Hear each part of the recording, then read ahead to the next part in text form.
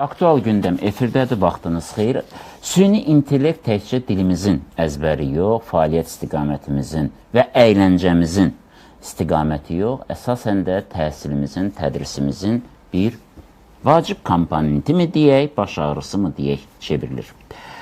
Süni intellektin idarə olunması üçün təbii ki, təbii intellektin özünün də mövcudluğu lazımdır. Süni intellekt ümumiyyətlə insanın, xüsusən də uşaqların, məktəblilərin, universitet tələbələrinin, ümumiyyətlə, yəni gənc nəslin intellektual inkişafına hansısa təsirləri varmı?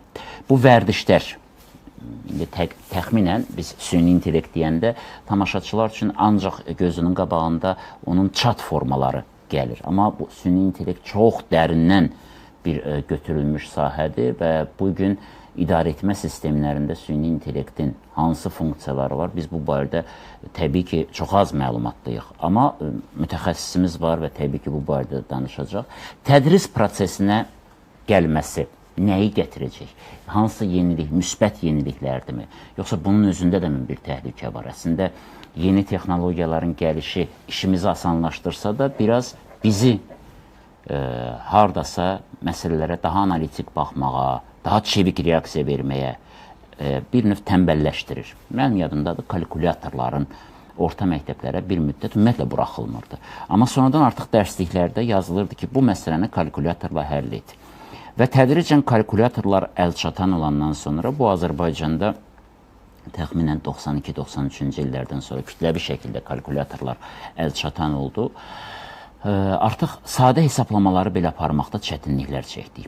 Bu faktı, bu gerçəklikdir və hətta deyəndə ki, niyə yox, var da kalkulyator cavabını alırıq.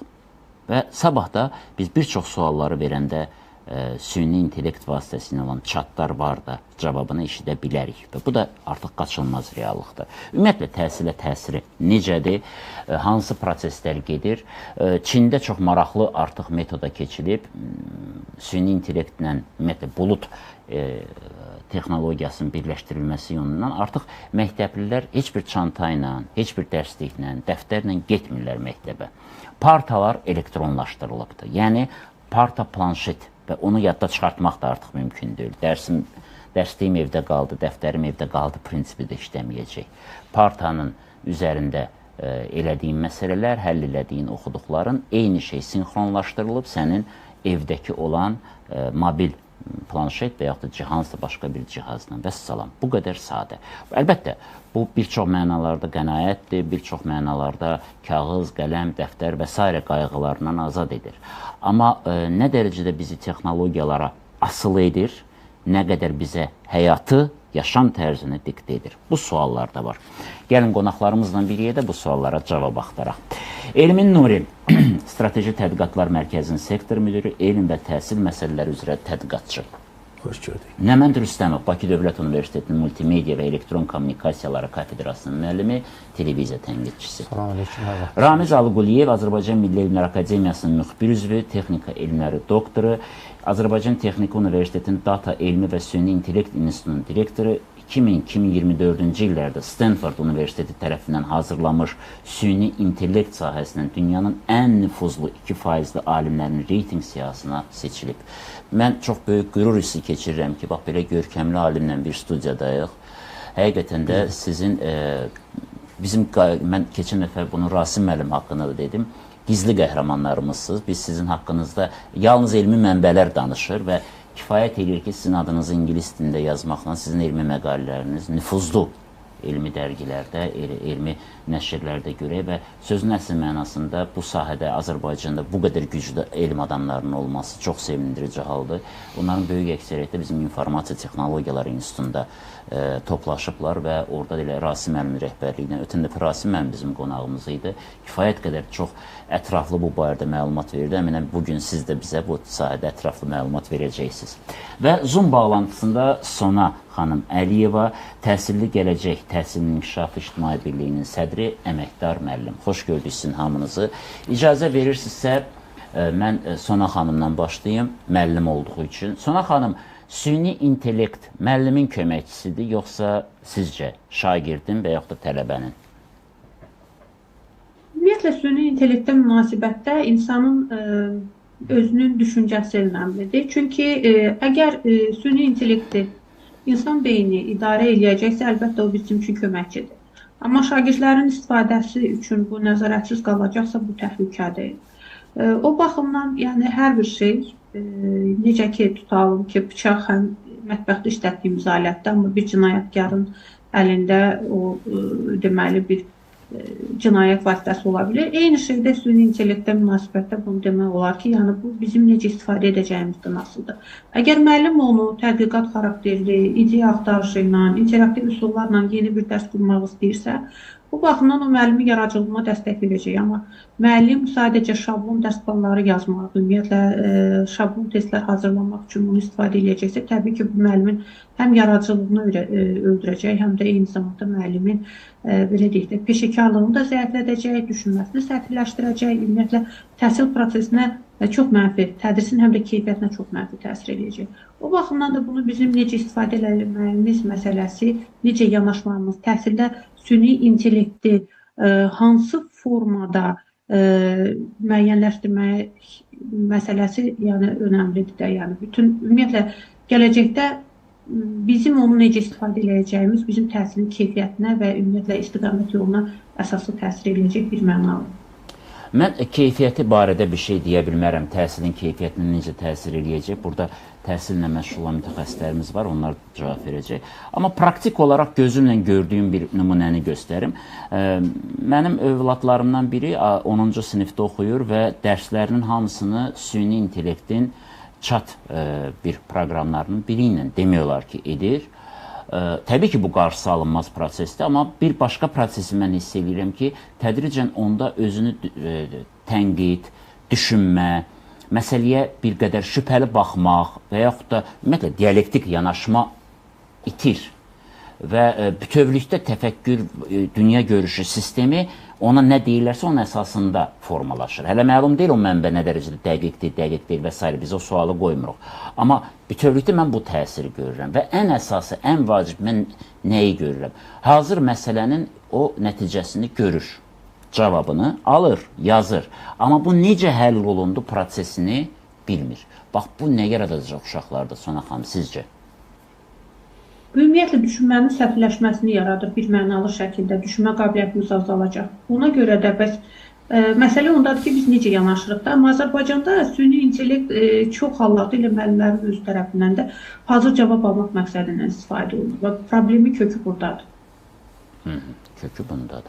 İcazə verirsə Nəmənd müəllimlə danışım. Nəmənd müəllim, siz də auditoriyadasınız, tələbələrlə də görüşürsünüz. Sizin gördüyünüz nədir?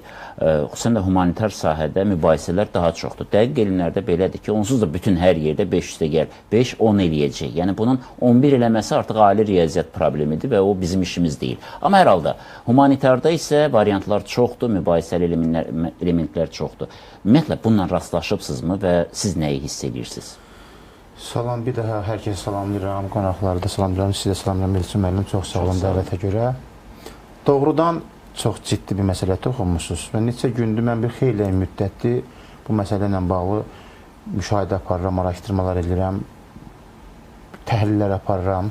İstəyirəm nəsə bir məntiqi qərarlar ortaya qoyan, düşünən və çalışam ki, ən yaxınlarından başlamış dərs keçdiyimiz tədris prosesindəki o tələbələrə faydalı nələrsə ortaya çıxaraq. Demək, burada qəribə bir dilemmanın orasına gəlib çatmışıq ki, süni intellektdən istifadə zamanın tələbidir. Sən bundan istifadə eləməsən, sənə gerdə qalmış deyəcəklər, sən gerdə qalacaqsan.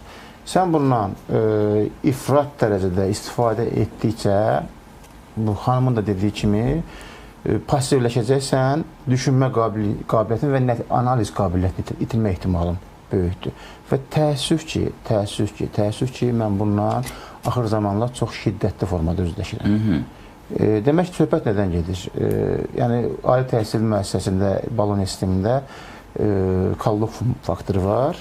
Biz oxuyanda bu faktorlar yox idi. Yəni, bir imtahan var idi, bir zaçot deyildi. Zaçot var idi, indi tamam başqadır.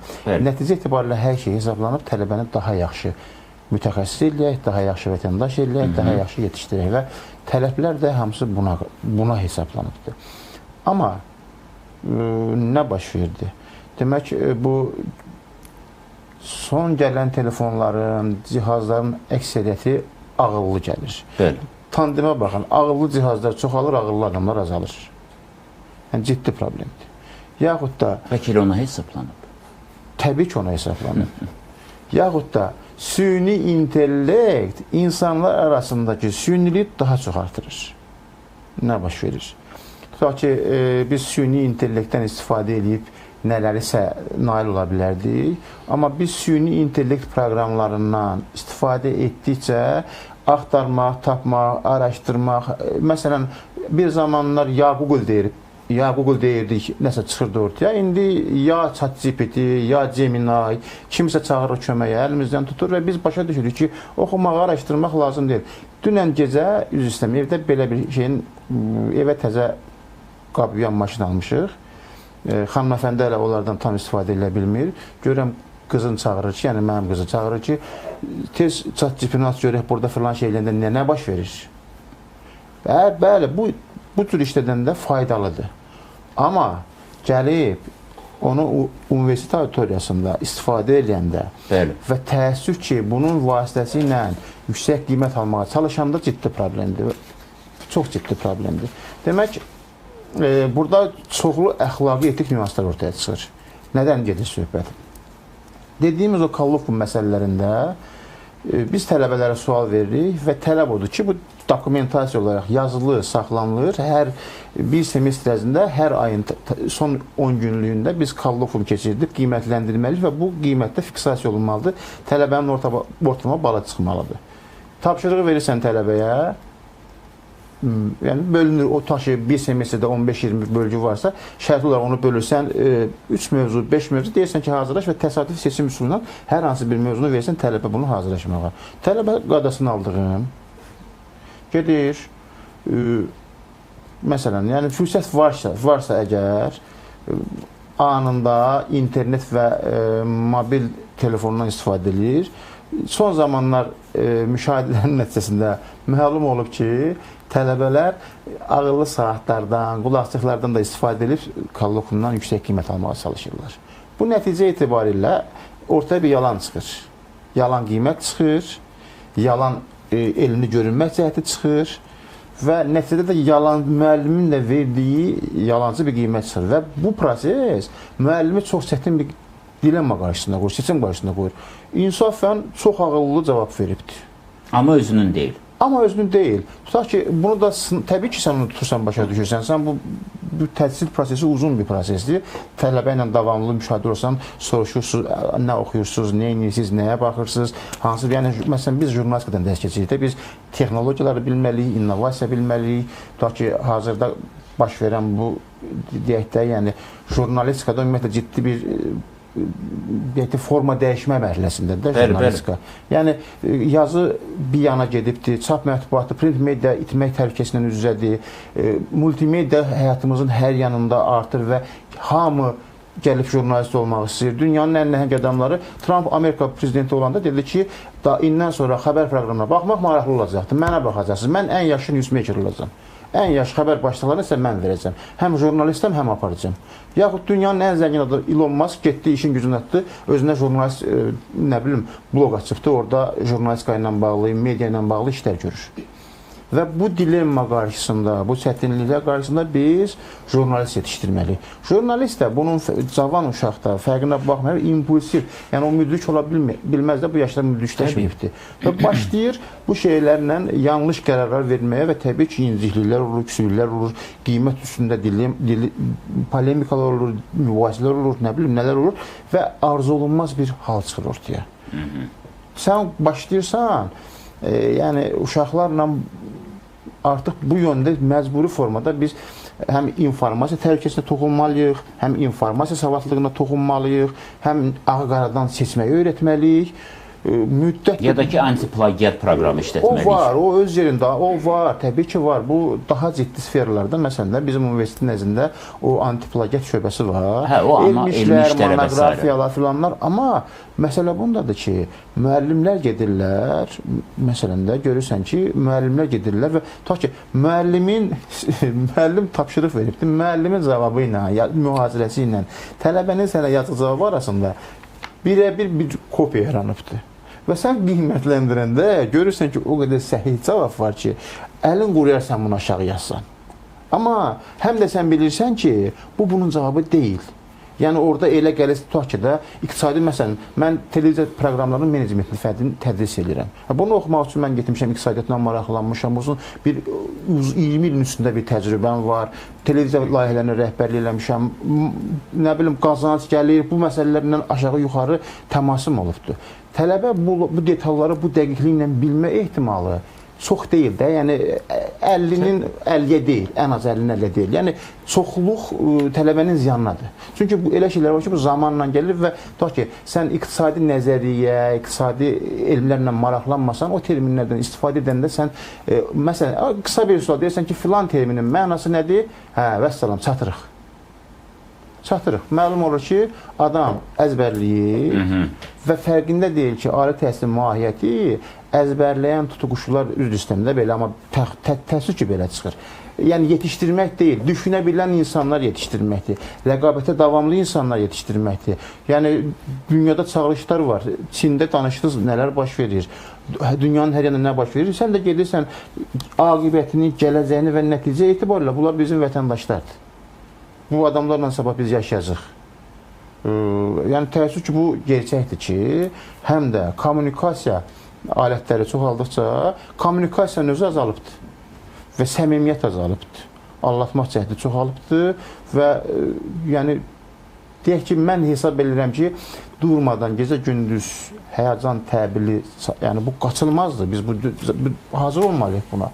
Amma yalancısına yox, imitasiyasına yox. Biz yaxşı görünməyə çalışmalı deyilik. Biz yaxşı olmağa çalışmalıyıq.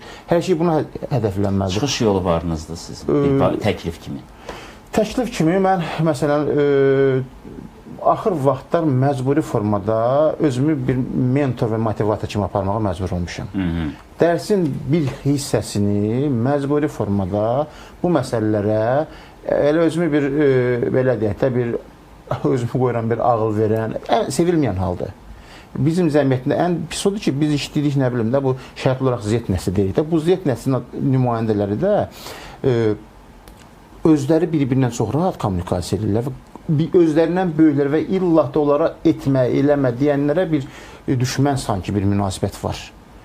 Və mən hələ alfa gəlir, özü çox pis gəlir. Və bu şeyləri nəzərə alanda mən nə edirəm? Çarə kimi otururam onlarla. Başa salıram ki, deyirəm biz jurnalistiyik, biz həmkarıq. Mən auditoriyada sizlə müəlliməm. Amma biz həyat haqqında, fən haqqında, mövzu haqqında ətraflı, aydın danışmalıyıq, utanmamalıyıq. Məsələn, ChatGPT-nin nə özəlliyi var? ChatGPT-yə bilmədim, başa düşmədim, təkrar sualını verəməsin. Bizim toplumda insanlar anlamayanda müddət görkəm alırlar, belə özlərini anlamış kimi aparırlar. Məsələn, bu mənim öz evimdə yaşanır. Uşaqlar gedir, repetitor yanına, hazırlığa gedir, qarşılığında kifayət qədər normal məbləğ verirsən, boğazından keçirsən ki, uşağın. O da gedir, müəllim dərsi keçir, tələbə, yəni şagird, abituriyent, özün cəmaatın içində utanıram, bilmədiyim, başa düşmədiyim, qanmaz kimi görünərəm xofundan qorxur və əssalam, heç nə oxumur, eləmir. Nəticədə bütün də bunların nəticəsi bir neçə il sonra çox kəskin formada bizim həyatımıza təsir edəcək. Aydındır. Əslində, təhlükəli məsələlər biraz geniş sahələri əhatə edir, təkcə təhsillə bağlıdır. Amma hər şey təhsildən başladığı üçün və buradan da sıçradığı üçün bu məsələ mənim üçün də, mənə elə gəlir ki, ümumiyyətlə gələcəyi düşünən hər bir kəs üçün də, övladını düşünən hər bir kəs üçün də mübahisəli, maraqlı və ziddiyyətlidir. Və mən istəyərdim ki, biz əslində həm də çıxış yollarını bir təklif edək. Bilmirəm, bunun varmı çıxış yolu, yoxsa biz adaptasiya olub və razılaşmalıyıq ki, artıq yeni nəsildə çox ciddi düşünmə qabiliyyətindən uzaqlaşma ya da el dilində desək, bir qədər kütləşməyə meyil ola bilər. Bunu bir müzakirə edəcəyik, amma reklam fasiləsi verək, reklamdan sonra.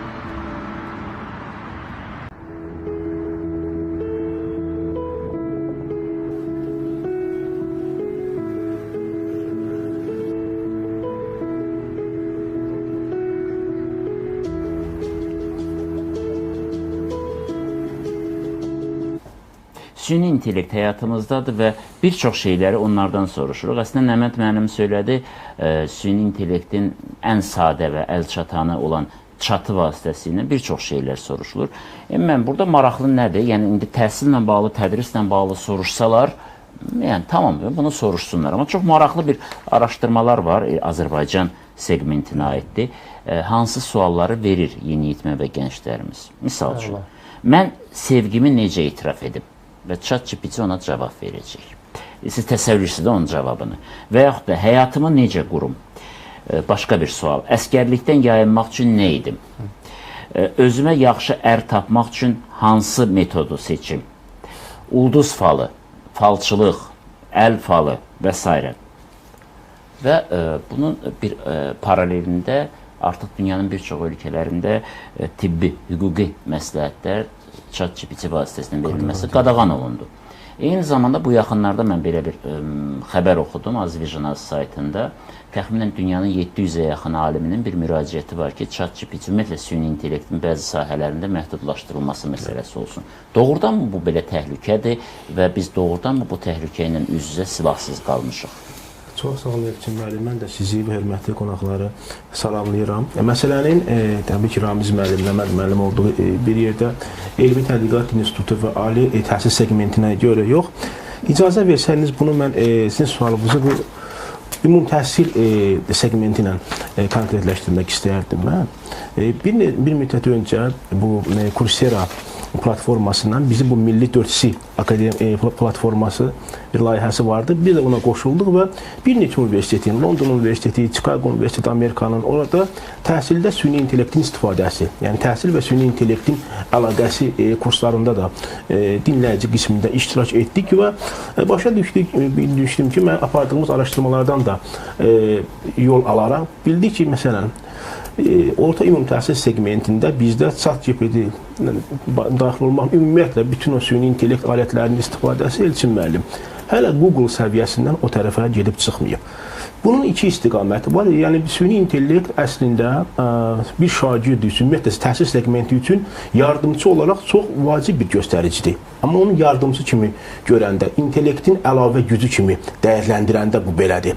Və biz süni intellekt iki istiqamətə, biri mövzusuna bağlı, verilən datalarla bağlı yeni məzmun təqdim edəndə bizim üçün vacibdir. Əgər yeni məzmun təqdim edirsə, məsələn, biz dataları, informasiyaları müəllim daxil edir ora, laf deyək ki, şagird və valideyn dataları, informasiyanı daxil edir və informasiyalar arası inteqrasiya süni intellekt vasitəsilə bizə yeni alternativ məzmun verəndə, ideya verəndə, onların əlaqələndirilməsindən yeni bir məhsul ortaya çıxardanda bu olur bizim təhsilimiz üçün müsbət.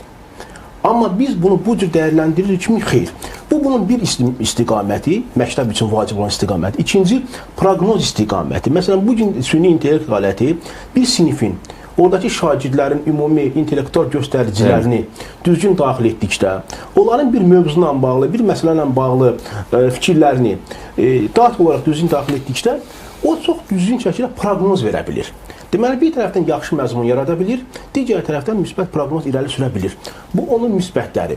Problem ondan ibarətdir ki, biz hələ ümumi təhsil segmentində, yenə deyirəm, mən bütün fikirlərimi sırf ümumi təhsillə konkretləşdirəcəyəm. Biz bunu məzmun və proqnoz kimi qəbul edirikmi, yoxsa yox? Biz kim? Biz ümumən məktəb sistemi. Yəni, həm müəllim, həm şagird. Bəli, Elçin müəllim, burada təhsil üsbüzanın 3 qolu var burada. Şagird, valideyn və müəllim. Biz bu təhsil üsbüzanı əhatə edir. Bəs, üzr istəyirəm, bir məqam. Təhsil problemləri ilə məşğul olan elmi tədqiqat mərkəzi, yəni institut, bu problemə hazırdırmı? Metodik hansısa bir tövsiyələri varmı? Və çıxış yolları və yaxud da ümumiyyətlə problemin özünün araşdırılması aparılırmı? Gözəl sualdır. Mən bununla bağlı da sual məndə yarandı. Kiçik olsa da bir araşdırma apardım. Ola bilsin ki, kimi xəttinə deyə bilər və s. Ən azı təhsil məsələləri ilə bağlı, təhsil problemləri ilə bağlı aidiyyatı qurumların bununla bağlı mən bir işini görmədim. Bəlkə də var, amma əmin ola bilərsiniz ki, yəni ola bilsin ki, nəsə 1%, 2% gözdən qaçma ola bilər. Amma məsələn, birbaşa deyim ki, bəli, tədbirlər keçirildi. Elm və Təhsil Nazirliyi tərəfindən, onun alt qurumları tərəfindən, Elm və Təhsil Nazirliyinin beyin mərkəzi hesab edilən RIT, Təhsil İnstitutu tərəfindən süni intellekt və təhsilin tətbiqləri və s. müəyyən tədbirlər keçirildi. Amma məsələn, lazım idi ki, bu həm kütləvi şəkil alsın, həm də bunun müsbət istiqaməti məktəblərdə öz sözünü desin. Məsələn, nəyə görə? Hər məktəb üçün, kiçik də olsa, ölkədə 4532 məktəb var, irilik xırdalıq. Kiçiklərini qoyaq bir kənara. Ən azı bir 300-500 məktəb üçün pilot olaraq bir broşura, tövsiyə xarakterli broşura göndərilə bilərdi. Süni intellektdən bir müəllim necə doğru şəkildə istifadə edə bilər. Məsələn, bu elementlər çox təəssüf olsun ki, yoxdur. Evet. Amma bir icazə versəniz Elçin müəllim, mən bir məsələn faktla danışmaq istərdim. Məsələn, müəllim, necə ki, hörmətli müəllim az öncə dedi, üzr istəyirəm, kollektivumlar var ali təhsil segmentində. Orta ümumi təhsil segmentində də bu kiçik summativ qiymətləndirmələr, böyük summativ qiymətləndirmələr tipində qiymətləndirmələr var. İstər bu vaxt, bunlarda, istər digər vaxtlarda müəllim sadəcə və sadəcə müəyyən bir informasiyaları əldə etmək üçün ora müraciət edir, süni intellekt alətinə. Tamam, informasiyanı siz buradan götürdünüz. Zaten informasiya verən bizə çox sayılı texnoloji mənbələr var. Müəllim bunu etməməlidir. Məsələn, bir icazəmizdən bir faktı deyim. O zaman burada məsələn mən bunu xarici araşdırmada oxumuşdum. Tutaq ki, 7-ci sinifin şagirdləridir. Müəllim burada heç vaxt deməməlidir ki, mən 7-ci sinifdə şagirdlərdə analitik inkişafını inkişaf etdirmək üçün hansı rol oyunundan istifadə edə bilərəm? Bu Google sualıdır. Bu olmamalıdır. Burada düzgün süni intellektdən istifadə etmək istəyiriksə, müəllim sualı bu cür qoymalıdır. Mənim sinifimdəki uşaqların deyək ki, 50% iti düşünür, riyazi məntiqə sahibdirlər. Və bununla paralel onlarda milli kimlik hissləri, milli vətənpərvərlik hissləri çox yaxşı inkişaf edib. Hörmətli süni intellekt aləti, siz bu iki arqumentin qorunması şərti ilə bizə hansı alternativ oyunları təqdim edə bilərsiniz? Və həmin alternativ oyun bu şagirdlərdə hansı boşluqları aradan qaldıra biləcəkdir? Bu artıq informasiya kimi istifadə edilmək deyil. Bu artıq həmin onun verəcəyi infolar, datalar müəllimin saxlanıcında qalır, cibində qalır. Və sonraki dərs proseslərində artıq bunlardan düzgün şəkildə istifadə edir ki, baxın, süni intellekt mənə bu məzmunu ehtiva etdi, bu məzmunu təqdim etdi və bu datalar növbəti prosesdə mənə necə yardımcı ola biləcəkdir. Amma çox təəssüf olsun ki, məsələn, bu cürlə yüksək məzmunlu istifadə parametri qalır bir kənarda. Biz amma bunun üçün təkrarçılıq etmək kimi çıxmasın, sırf quru informasiyaların, quru faktların toplanması və onun qiymətləndirmədə istifadə edən yeganə mexanizm kimi istifadə edirik. Kiçik bir dənə də nümunə deyim, çox danışdım, çox üzr istəyirəm Elçin müəllim. Bir dənə də bunu deyim, sonra növbəti suallarda vaxtımı gözləyərəm. Məsələn, nədən ibarətdir? Adi tarix dərsidir. Müəllim də bizdə çox qısa bir nümunə deyim. Şagirdin istifadəsi necədir? Çaldıran döyüşü, hörmətli süni intellekt. Çaldıran döyüşü neçənci ildə olub? O da yazdı. 1514-cü il avqustun 23-ü Maku düzündə çaldıran döyüşü oldu. Nə olsun, bu fakt deyil bu ya. Bu Google istiqamətidir bu. Sən sual verməlisən ki, ay şagird, mən Şah İsmailin yerində olsaydım, Sultan Səlimə nə cür məktub yazardım ki, həmin döyüş yanardı. O ona faktlar verəcək. Amma paralel olaraq uşaq özü də düşünəcək. Burada Həsən düşünür. Əli düşünür, Elmin düşünür. Orada süni intellekt düşünür. Həsənin düşüncəsinə, süni intellektin düşüncəsi əlavə ideyalar verir. Bu da onun müsbəti. Mən razıyam müsbətinin o olmasını. Bax, bu tərəfindən razıyam sizin, bax, bu dediyiniz nümunə ilə.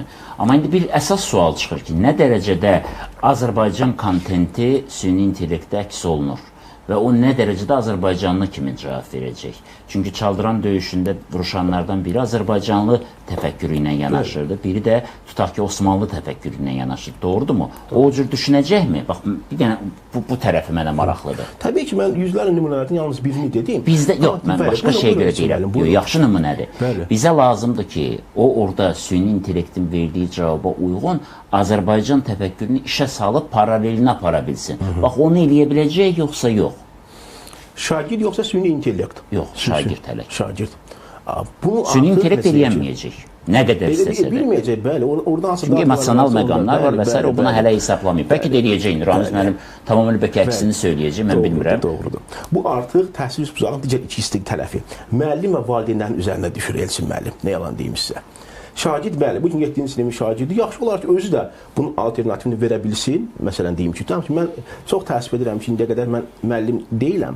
Amma böyle həvəslə müəllim işləyərdim. Bax, ümumi təhsil segmentində deyiləm. Məsələn, əvvəlcə biz bunu şagirdin öz ixtiyarına buraxardıq. Məsələn, 5 cümləlik bir məktub yaz və sən həmin məktubda hansı bir simə toxuna bilərsən. Şagird və şagirdin cavabı ilə müəyyən bir alın cavabı artıq sonra paralel aparıla bilərdi. Müqayisəli təhlil nəticəsində emosional fon artıq müəyyənləşə bilər. Haqlısınız. Üzr istəyirəm, mən də bir müdaxilə eləməsəm, Elmin üzr istəyirəm. Demək, elə siz mənə bayaq sual verdiniz ki, bu məsələlərin qarşısını almaq üçün nə edirsiniz? Yəni, bizim dərsimiz təkcə kolloqla yekunlaşmır. Burada fərdi işlər var, nə bilim, bu məsələlərdə yəni bizim hədəfimiz mütəxəssis yetişdirməkdir, vətəndaş yetişdirməkdir.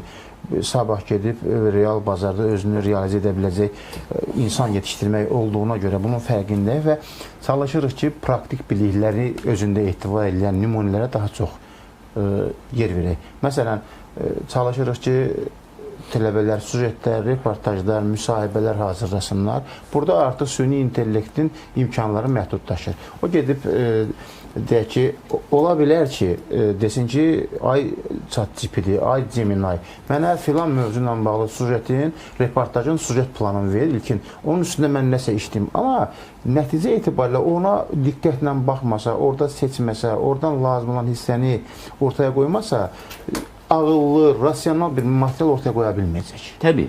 Bu metodlarla, praktik işlərlə elmin çox gözəl bir məqama toxundu. Praktik məqamlarla bunun qarşısını almaq şansımız var və bu yöndə işləməyə meyl etməliyik. İndi hörmətli Ramiz müəllim, bütün arqumentləri eşitdiniz və bu sahənin birbaşa, yəni görkəmli alim olmaqla bərabər, həm də elmi nəzəri problemləri ilə məşğul olmaqla bərabər, hər tərəfli bilən adam kimi sualı birinci buradan, bu istiqamətdən verim ki, doğrudanmı süni intellekt belə bir təhlükədir və doğrudanmı biz müdafiə olunmalıyıq? Buyurun. Vəla, təşəkkür edirəm belə bir mövzu üçün. Mənə də dəvət etmişsin. Mövzu həddən artıq aktualdır. Tək süni intellekt təhsildə yox. Süni intellekt bütün sahələrdə müsbət və mənfi cəhətləri var. Ümumiyyətlə bir faktdan da bir aydın bir faktdır ki, hər bir yeni texnologiya özü ilə müsbət mənfi cəhətlər gətirir. Əvvəl yaradılanda o yalnız müsbət məramla yaradılır. Tarixə nəzər salsaq, həmişə belə olubdur. Yenidən o meydana çıxan onun mənfi cəhətləri, riskləri, təhlükələri əvvəlcədən nəzərə alınmır. Onu da insan özü yaradır. Sahədən baxırıq, bütün bu danışdıqları süni intellekti belə də yıxdıq, sürüddük. Düzdürmü? Onu kim edir? Onu da insan edir. İnsanın əməllərini süni intellekt vasitəsilə təzahürüdür. Budur. İndi süni intellektin mənfi, müsbət cəhətləri sadalasaq, gərək həddən artıq çoxdur. Mənfisinə baxanda qat-qat çoxdur. Biz mənfi cəhət belədir ki, həm tez diqqəti cəlb edir, həm də tez yadda qalır. O xeyrindən, heç vaxt xeyrindən danışılmır. Xeyrindən danışsam indi, saatlarla danışma olur. Hansı xeyirləri var? Baxsan deyirsiniz, süni intellekt sual verirəm, bu cavabı qaytarır. Süni intellektin günahı deyil o sualın mən səhv cavab qaytardığı.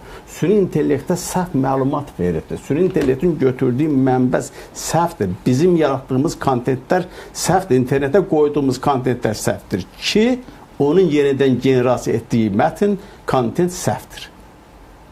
Budur. Süni intellekt belə deyək, o səhvi üzə çıxartır. Yaxşı, düzgün, qərəzli olmayan məlumat ver, normal da sizə məlumat versin. Budur. Kökündə budur. Bizim Azərbaycan deyək, internetdə Azərbaycan sektorunda Azərbaycan mətn, belə informasiyalar azdır. Çox azdır. Çox azdır. Həddən artıq azdır. Əgər baxsanız, İngilis dilindəki ChatGPT-nin verdiyi məlumatlara baxsan, kontentə baxsan və Azərbaycan dilindəki verdiyi kontentlərə baxsanız, görəsiniz ki, İngilis dilində verdiyi kontentlərin doğruluğu daha yüksəkdir. Nəinki Azərbaycan dilində. Uşağı səhv öyrədirsən, səhv də cavab verəcəkdir. Səhv məlumat üzərində öyrət, səhv də bizə nəticə verəcəkdir. Ramiz müəllim, amma bax, burada belə bir məqam çıxır ortaya. Yəni, süni intellektin insana verdiyi o rahatçılıq, özünə bir komfort zona yaradır tələbə. Kitab oxumur. Məsələn, demirəm, qaydaq geriyə, mənim kimi getsin, Axundov kitabxanasında filan mövzunu araşdırsın, getsin filan şeyləsin, onu da demirəm. Sadəcə olaraq, tələbə girir bir komfort zonasına, bilir ki, tutaq ki, televiziya proqramlarının menecmentində, tutaq ki da, deyəcək ki, xırda formatlı teleistehsalın filan detalları ilə bağlı mənə məlumat ver, aşağı-yuxarı məlumat tapıb verəcək. Və bu da bunu əzbərləyib mənə danışacaq. Tam doğru. Tələbə neynədir? Bir güvən yeri yarandı, bir tənbəllik yarandı, bir arxayınlıq yarandı. O gedib kitabı araşdırmadı. İçindəki həssas bir cümləni qaçırdanda, onun içindəki o mənəvi bağlılıq, onun dadı, duzu olmur. Tam doğru. O da ola bilər. Doğru. O hal üçün baxın necə eləyək ki, vətəndaşımızı itirməyək. Tam doğru. Orası elədir. süni intellektin təhsildə yaratdığı ən böyük qorxulardan biri, təhlükələrdən biri həmin onun yaratdığı, ona həddindən artıq inan və ondan asılılıqdır. Bu saatı ən böyük təhlükə oradadır ki, və onunla mübarizə nədir? Onun yaratdığı kontent, şagirdin gətirdiyi, tələbənin gətirdiyi kontenti necə yoxlamalı? Bunu tələbə mi yazıb, yoxsa süni intellekt yaradıbdır?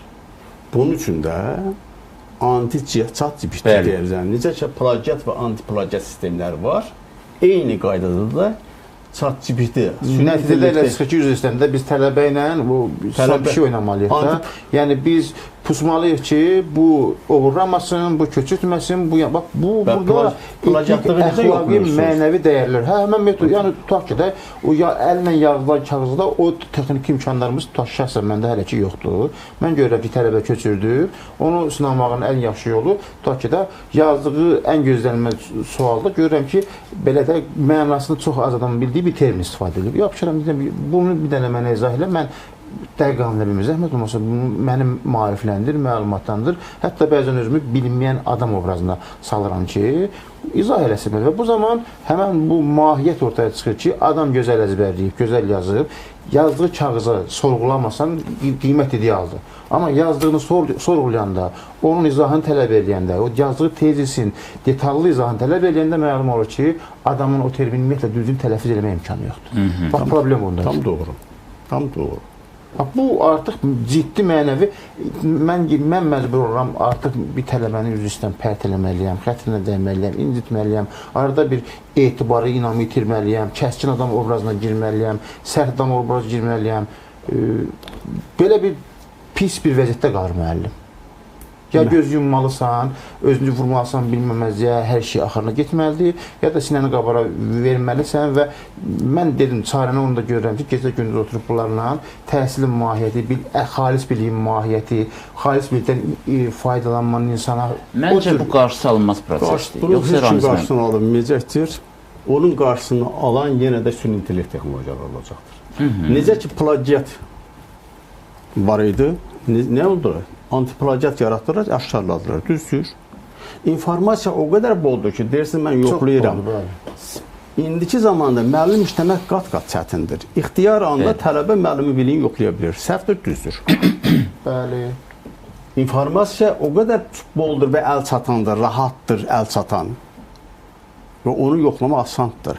İndi dediyiniz, bunu tələbə mi yazır, müəllim haradasa köçürüb, necə ki, antiplagiat yoxlayır, bu antiplagiatdır, yaxud plagiat ya plagiat deyil. Eyni sistem yaradılır süni intellekt məhsullarının generasiya etdiyi mətnlərə.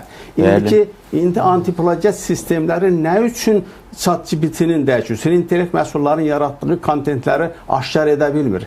Səbəb bilirsiniz nədir? Antiplagiat sistemləri statik mətnlərdən, internetdə olan statik mətnlərdən yoxlayır oxşarlığı. Üstə düşür ya yox.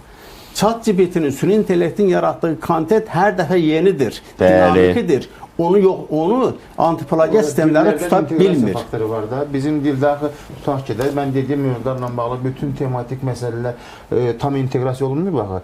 Bəzən görürsən ki... Elə o, bax, maraqlı bir məsələdir. Bu əslində kim eləməlidir sualı yaranır. Çünki mən düşünürəm ki, mənim düşüncəm belədir ki, mərkəzi elmi kitabxana bütün elmi nəticələrin, Azərbaycan elmini apardığı araşdırmaların yekun hesabatı ora gedir. Yəni, avtoreferat formasında da, dissertasiya formasında da. Və məncə elmi məqalələr də ora toplaşır. Ona görə onların təcili indiyənə qədər mövcud olanların elektronlaşdırılmasına ehtiyac var. Bilmirəm, bu proses gedir yoxsa yox, məlumatım azdır. Hər halda geçsəydi, biz belə kasat, çünki yenə təkrarlayım, məsələn, Ramiz mənim dediyində çox böyük problem var. Bugün mətbuatımızın özündə də və təəssüflə demək lazımdır ki, hamı özünü elmi nəzəri bir sayt kimi göstərir, başqa dillərdən tərcümə eləyir, fakt kimi təqdim elədikləri gerçəkliklər əslində fake xəbərdir. Onun qarşısını ala biləcək elmi, metodoloji araşdırmaların nə dərəcədə internetdə olması birinci sualdır. Misal, mən bunu müqayisəli şəkildə deyim, ötən dəfə Rasim müəllim də buradaydı və çox gözəl də qeyd edir. Ondan sonra Əfruz xanım da buradaydı. O da qeyd etdi ki, Azərbaycan dili söz ehtiyatı, yəni bütün korpusu, dil korpusu yoxdur ki, biz onu götürək orada yerləşdirək. Bax, bu elm korpusu var əslində, amma ayrı yerdədir. Bunu heç kim elektronlaşdırmır ki, sizin institut götürsün, oraya yerləşdirsin. İndi bax, biz necə eləyək ki, özdə səhv eləmirəmsə, elmi kitabxana ilə sizin institut bir üzbəyüzdür. Bax, o yolu bir dənə keçək də, bax, o yolu necə keçək? Ramiz müəllim, deyil. O yolu bir institutun gücündə deyil o yolu keçmək. Yəni, bir institut desin ki, bunları bütün Azərbaycan dilli mətnlərin hamısını elektronlaşdıracam, Azərbaycan dilinin dil korpusunu yaradacam. Bütün bu dediyim, niyə sistemlər işləmir Azərbaycan dilində? Niyə işlədikcə də səhv nəticələr verir? Səbəb odur ki, bütün Azərbaycan dilindəki mətnlər elektron mühitdə yoxdur. Onlayn mühitdə yoxdur. Nəyi hal-hazırda fikir versəz, Azərbaycan dilindəki plagiatları tapa bilmirlər. Çünki nəyi ilə müqayisə etsin? Müqayisə etməli bir mənbə yoxdur ki, Mən təxminən adamlar bilirəm ki, o sünni proqram anlatmağın yollarını tapırlar. Əlbəttə, nə var onun? Nə bilim, o nöqtə dəyişirlər, vergi dəyişirlər, hərf dəyişirlər. Hərf səhvi buraxmaqla. Yəni, nəticə etibarilə yenə də sünnilə hesablanır da, səmimiyyətlə hesablanmır. Yəni, nəticə etibarilə bu sünni intellektin həyatımıza bu cür müdaxiləsi, üzr istəyirəm Ramiz müəllim, nəticə etibarilə bizim gələcəyimizə böyük təhdiddir, böyük risklər yaradır. Alimlər gedirlər, elmi dərəcələr alırlar, filan edirlər. Məlum olur ki, sabahları filan kəsin əsəri plagiat imiş. Dəfələrlə belə faktlar var da. Əlbəttə var. İctimailəşir, filan eləyir. Xalis biliyin mahiyyəti ilə, köçürməklə axı alim olmaq, qəşəng danışarsan, gözəl danışarsan, gerçəyə baxanda nə ixtira eləmişik, nə düzəltmişik, nə ortaya qoymuşuq. Ramiz müəllim, bu təhsildə bunun heç bir xeyri yoxdur, süni intellektin. Xeyrindən artıq yoxdur. Bəlkə biraz da xeyrindən danışarsın. Səhərdən istədik bu qədər. Bu qədər informasiyanın deyək ki, indiki təhsil sistemi nədir? Nəyə hesablanıbdır? Orta təbəqəli, orta intellektual səviyyəli tələbələr hesablanıbdır. Ondan aşağı olmaz, yuxarıda olmaz. Ki, qəbul etmək istəyir. İndiki süni intellekt nə şey görür? Tələbə yönümlüdür, qabiliyyət yönümlüdür, intellekt yönümlüdür. Onu niyə mən məcburam yüksək intellektə sahib olan uşaq gəlib oturmalıdır aşağı səviyyəli tələbə ilə bir yerdə? Niyə? Niyə mən bu kursu 3 illə keçməliyəm? Mən verirəm 1 illə keçərəm o kursu. Niyə? Niyə məcbur ellər indiki təhsil sistemi 3 illik oxumalıyam? Niyə? O bazar dəyişir axı. Bazarın tələbatı başqadır axı. Tələbə yaxud da ki, inklüzivliyi təmin edir. Eşitmə qabiliyyəti zəif olan, görmə qabiliyyəti zəif olan, görmə qabiliyyəti zəifsə oxuya bilmir, onu mətni səsləndirir. Eşitmə qabiliyyəti zəifdirsə onu görüntüyə çevirir, oxuyur, səsləndirir, nə bilim, mətni çevirir səsi. Yəni, görürsün, nə qədər inklüzivlik yaradır o. Və zaman, məkan anlayışı yoxdur. Auditoriya anlayışı yoxdur. Minlərlə, milyonlar insan qulaq asa bilər.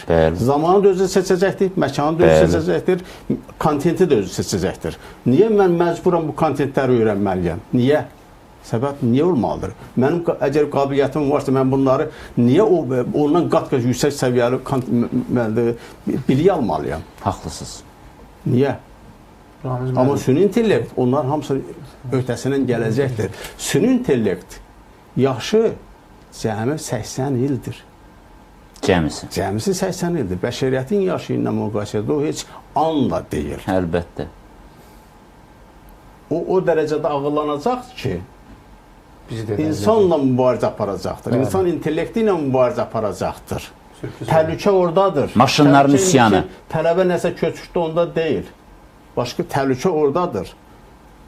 Super intellekt deyirlər. Siz daha təhlükəli proqnoz edirsiniz. Mən yenə biraz yaxşısız deyirəm. Siz bizi...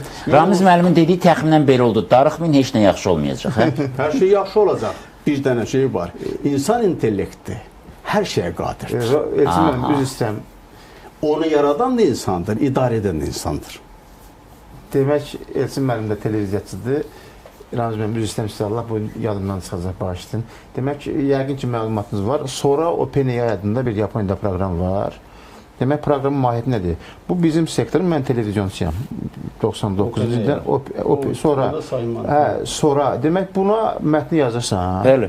Mətni yazırsan, deyirsən ki, tutaq ki, soyuq bir qış gecəsi idi. Filankəs oturub pəncərədən çölə baxırdı. Dənizin kənarında qağayılar uçuşurdu. birdən qağayı getdi, bir balığı tutdu, gətirdi bunun pəncərəsinin qarşısında yerə atdı. Və süni intellekt proqramı qısa bir zamanda real həyatda mövcud olmayan həmən məkanı formalaşdırır, həyatda mövcud olmayan həmən obrazı yaradır, həmən quş gəlir və bütün bunlar, mən televiziyada o qrafik proqramlar bütün həm böyük zaman istəyirdi, həm böyük maddi məsrəflər və resurslar istəyirdi. İndi qısa bir, sən gedib tutaq ki, 100 minlik bir proqram alıb, bu il ərzində bu məsələlər, baxın da son zamanlar televiziyada baxın, bütün müğənnilərimizin 5 minə, 10 minə çəkdirdiyi ucuz süni intellekt klipləri var. Bu məsələn şəxsən bizim sektor üçün böyük risklər, təhdidlər yaradır. Nə riskidir? Məsələn, operator işini riskə atır, rejissor işini riskə atır, ssenari müəllifi işini riskə atır və bizim potensial sabahları, tutaq ki, adi korrektor proqramı, məsələn, televiziyada korrektor işlatı var idi. Sən gedirdin, o hərfdəki səhvlər düzəltmək istəyirdin. Telefondakı avtokorrektor proqramı, sən səhv yazan kimi altından xətt çəkir, qışqırışı səhv yazın deyən. Yəni bu əslində olmalıdır da korrektor məsələsi. Misal üçün Türkiyə mətbuatında təxminən bir hardasa 2015-ci ildən artıq elə bir cihazlar var idi, hazır mətni. Yəni indiki gördüyümüz cihazlarda var da, bu telefonlarda var. Yəni getsin də hamı başqa işlə məşğul olaq da. Yəni intellektual işlə məşğul. Daha intellektual işlərlə məşğul. Vacib korrektor işləyək. Elçin müəllim, çəkilən kliplərdən bilməsən də, birini Röya çəkdi, birini Nagün Kazımova çəkdi, birini hamı çəkdi. O kliplərdəki o ruhu gördünüz siz? Yox, mən baxmaram, deyə bilmərəm, baxmamışam. Amma mən düşünmürəm ki, o kinematografa rəqib ola bilsin. Mən düşünmürəm ki, hətta televiziyaya rəqib ola bilsin. Daha bir örnək verim, amma ruhu da var. İndi mən özüm biraz təklif edeyim. Türkiyədə oturan bir süni intellekt bazalı bir belə deyək də bir musiqi platforması var. Götürür Azərbaycan musiqilərini, elə gözəl, o günləri bir mahnı var idi, Aşiqə mahnısı var da, bizim o mahnını elə gözəl, elə gözlənilməz formada aranjировка edib ki, mən oturdum 5 dəfə qulaq asdım. Siz ondan danışırsınız, amma artıq intellektual, yəni süni intellekt vasitəsində musiqi bəstələyib şeir yazanlar var, onlardan danışacaq hələ birazdan. Sonra xanım, əslində Ramiz müəllimin dediyi məsələ ki, təhsilə çox böyük seçim verir uşağa. Mən belə anladım ki, əslində bu fikri söyləyənlər var idi, amma bugün Ramiz müəllim deyəndən sonra dəqiq əmin oldum ki, orta məktəb niyə yaradılmışdı? Hamı eyni səviyyədə işçi qüvvə yetişdirək. Məqsəd bu idi. Bugün süni intellekt bunu dağıdır. Biz artıq sözə baxımlı və yaxud da eyni yerdən informasiya, eyni miqdarda informasiya alan insan yox, çox fərqli qabiliyyəti varsa çox informasiya alan, yoxdursa kifayət eləyəcək qədər alıb da çəkilən adamlar arasında bir çox çeşidlik yaranacaq. O vaxt əslində təhsildə var idi belə meyllər, təmayül məktəbləri ona görə yaradılırdı, yaxud da seçmə sinifləri, eksperimentlər və s. Amma bütün bunları indi süni intellekt eləyəcəkdir. Və bu yaxşıdır yoxsa pisdir? Bu ayrı seçkilik yaxşıdır ya pisdir? Mənim aləmdə yaxşıdır. Ümumiyyətlə, əvvəlcə bir əvvəlki söhbətə bir əlavə eləmək istəyirəm. Mən şəxsən keçən il deməli 2 beynəlxalq konfransa deməli 2 məqalə yazmışdım ChatGPT vasitəsilə və onun hər ikisi plagiatdan keçmişdi. Mən onunla bağlı hələ də getdim, çıxış elədim. Mən akademik sahədə çalışmıram, amma yəni demək istəyirəm ki, sadəcə özümə maraqlı idi ki, ChatGPT süni intellekt vasitəsilə yazılmış elmi məqalə hər hansı bir beynəlxalq konfransda qəbul oluna bilərmi və plagiatdan keçə bilərmi? Yəni plagiatdan keçdi və mən getdim, çıxış elədim. Yəni, bilirsiniz, bax, bu görürsünüz, faktdır da, mən bunu özüm eləmişəm. İngiltərənin keçmiş baş naziri Boris Johnson etiraf elədi ki, kitabını süni intellektin köməyi ilə yazıb. İndi bilmirik, köməyi ilə, yoxsa onun əvəzinə yazıb deyə bilmərik, amma hər halda bu etiraf eləyib. Aha. İkinci, gəldik sizin dediyiniz əsas məsələyə, bəli. Süni intellekt ümumiyyətlə təhsildə çox çeşidlilik və yaxud da bərabərsizlik yaradacaqmı? Yaradacaq. Texnologiya bizim həyatımıza daxil olub bir mənalı şəkildə, artıq bundan qaçmaq mümkün deyil. Bu bizim həyatımızın bir parçasıdır, təhsilimizin də bir parçasıdır. Amma ümumiyyətlə, məsələ ondan ibarətdir ki, artıq bax, bu süni intellekt inkişaf elədikcə təhsilin formasını dəyişəcək. Mahiyyətini deyil də, formasını dəyişəcək, məcburən dəyişəcək. Çünki bayaq mən Ramiz müəllim dediyi kimi, Düşünürəm ki, artıq necə ki, bütün şagirdlər məktəbdə, yeni nəsildə, üstəlik onlar daha qabiliyyətlidir, informasiya onlar üçün çox əlçatandır, çox belə tezliklə əldə edə bilirlər, seçə bilirlər. Yəni, informasiya əlçatan olanda müəllim qarşısında daha savadlı, daha savad baxımından və yaxud da informasiya baxımından qeyri-bərabər bir mühitin içində olacaq. Çünki müəllimin qabiliyyəti ilə şagirdin qabiliyyəti hardasa uyğunsuzdur. Ona görə ki, yeni nəsil informasiya ilə işləmək bacarığı da bizdən çox yüksəkdir. Bunu boynumuza alaq. İndi mən təbii ki, Rəmiz müəllim kimi mütəxəssislərlə söhbət eləmirəm. Ümumi kütlə olaraq bu belədir. Məsələn, belə bir deməli statistika var ki, Azərbaycanda 59% müəllim deməli süni intellektdən istifadə eləyir. Bu əslində ümumiyyətlə biz belə deyək də, hətta inkişaf etmiş ölkələri belə götürəndə əslində bu deməli statistika yüksəkdir. Amma məsələ ondan getmir ki, biz nə dərəcədə istifadə edirik. Məsələ ondan gedir ki, biz necə istifadə edirik. Mən razıyam ondan ki, Elmi müəllim demiş, bu Azərbaycanda süni intellekt bu searchdən o tərəfə keçmir. Yəni çox adam bura hər hansı bir sual verir, cavab almaq baxımından. Mən düşünürəm ki, şəxsən indi aydındır. Bizdə bir çox kompüterlər və notebooklarda ancaq oyun oynamaq üçün istifadə edənlər hələ də var. Amma onu başqa istiqamətlərdə deyil. Bu olacaqdır. Biz düşünək ki, buna vaxt da lazımdır, aydındır. Mən istəyən bir reklam arasından sonra davam elətdirək Sona xanım icazənizlə.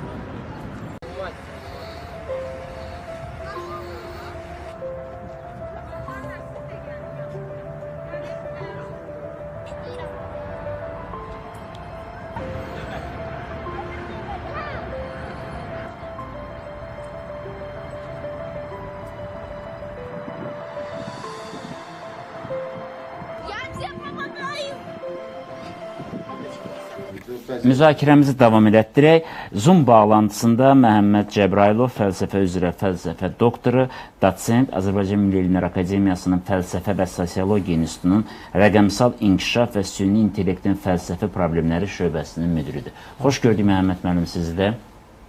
Xoş gördük, seyircilər də salamlayıram. Çox sağ olun. Məhəmməd müəllim, icazə verin elə sualı sizə yönəldim.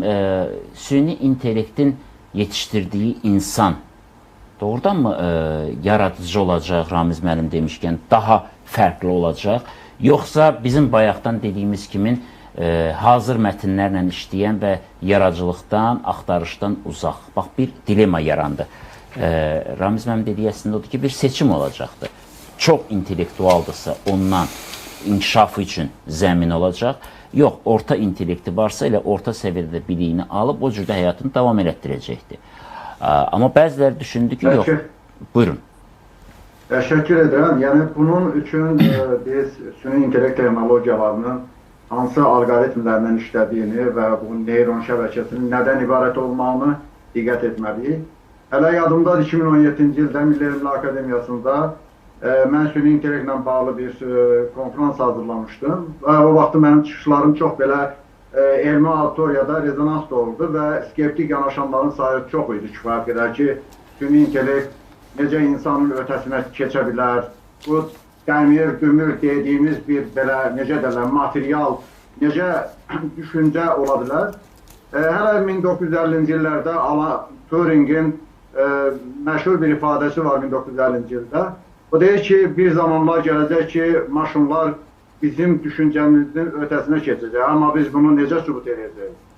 Təbii ki, bunu tam dərk etmək üçün bu kvant fizikasını, eyni zamanda neyrobiyologiyanı, molekulyar biyologiyanı, kibernetikanı, yəni tətbiqi və fundamental elmlərin son nailiyyətlərini bilmək lazımdır. Çünki kvant fizikasının son deyək ki, nailiyyətlərini, uğurlarını bilmədən bu alqoritmlərin necə işlədiyini, bu dərin neyron şəbəkəsinin hansı prinsiplərlə işlədiyini təsəvvür etmək olmaz. Ona görə təbii ki, biz ümumiyyətlə bu birinci sənaye inqilabı dövründə də, ikinci sənaye inqilabı dövründə də, bütün bu inqilablar tarixinə biz baxanda baxırıq ki, bəşəriyyətdə bu inqilabın gətirdiyi dəyişikliklər həmişə şübhə ilə yanaşılır və skeptik yanaşılır və cəmiyyətdə bu inkişafı,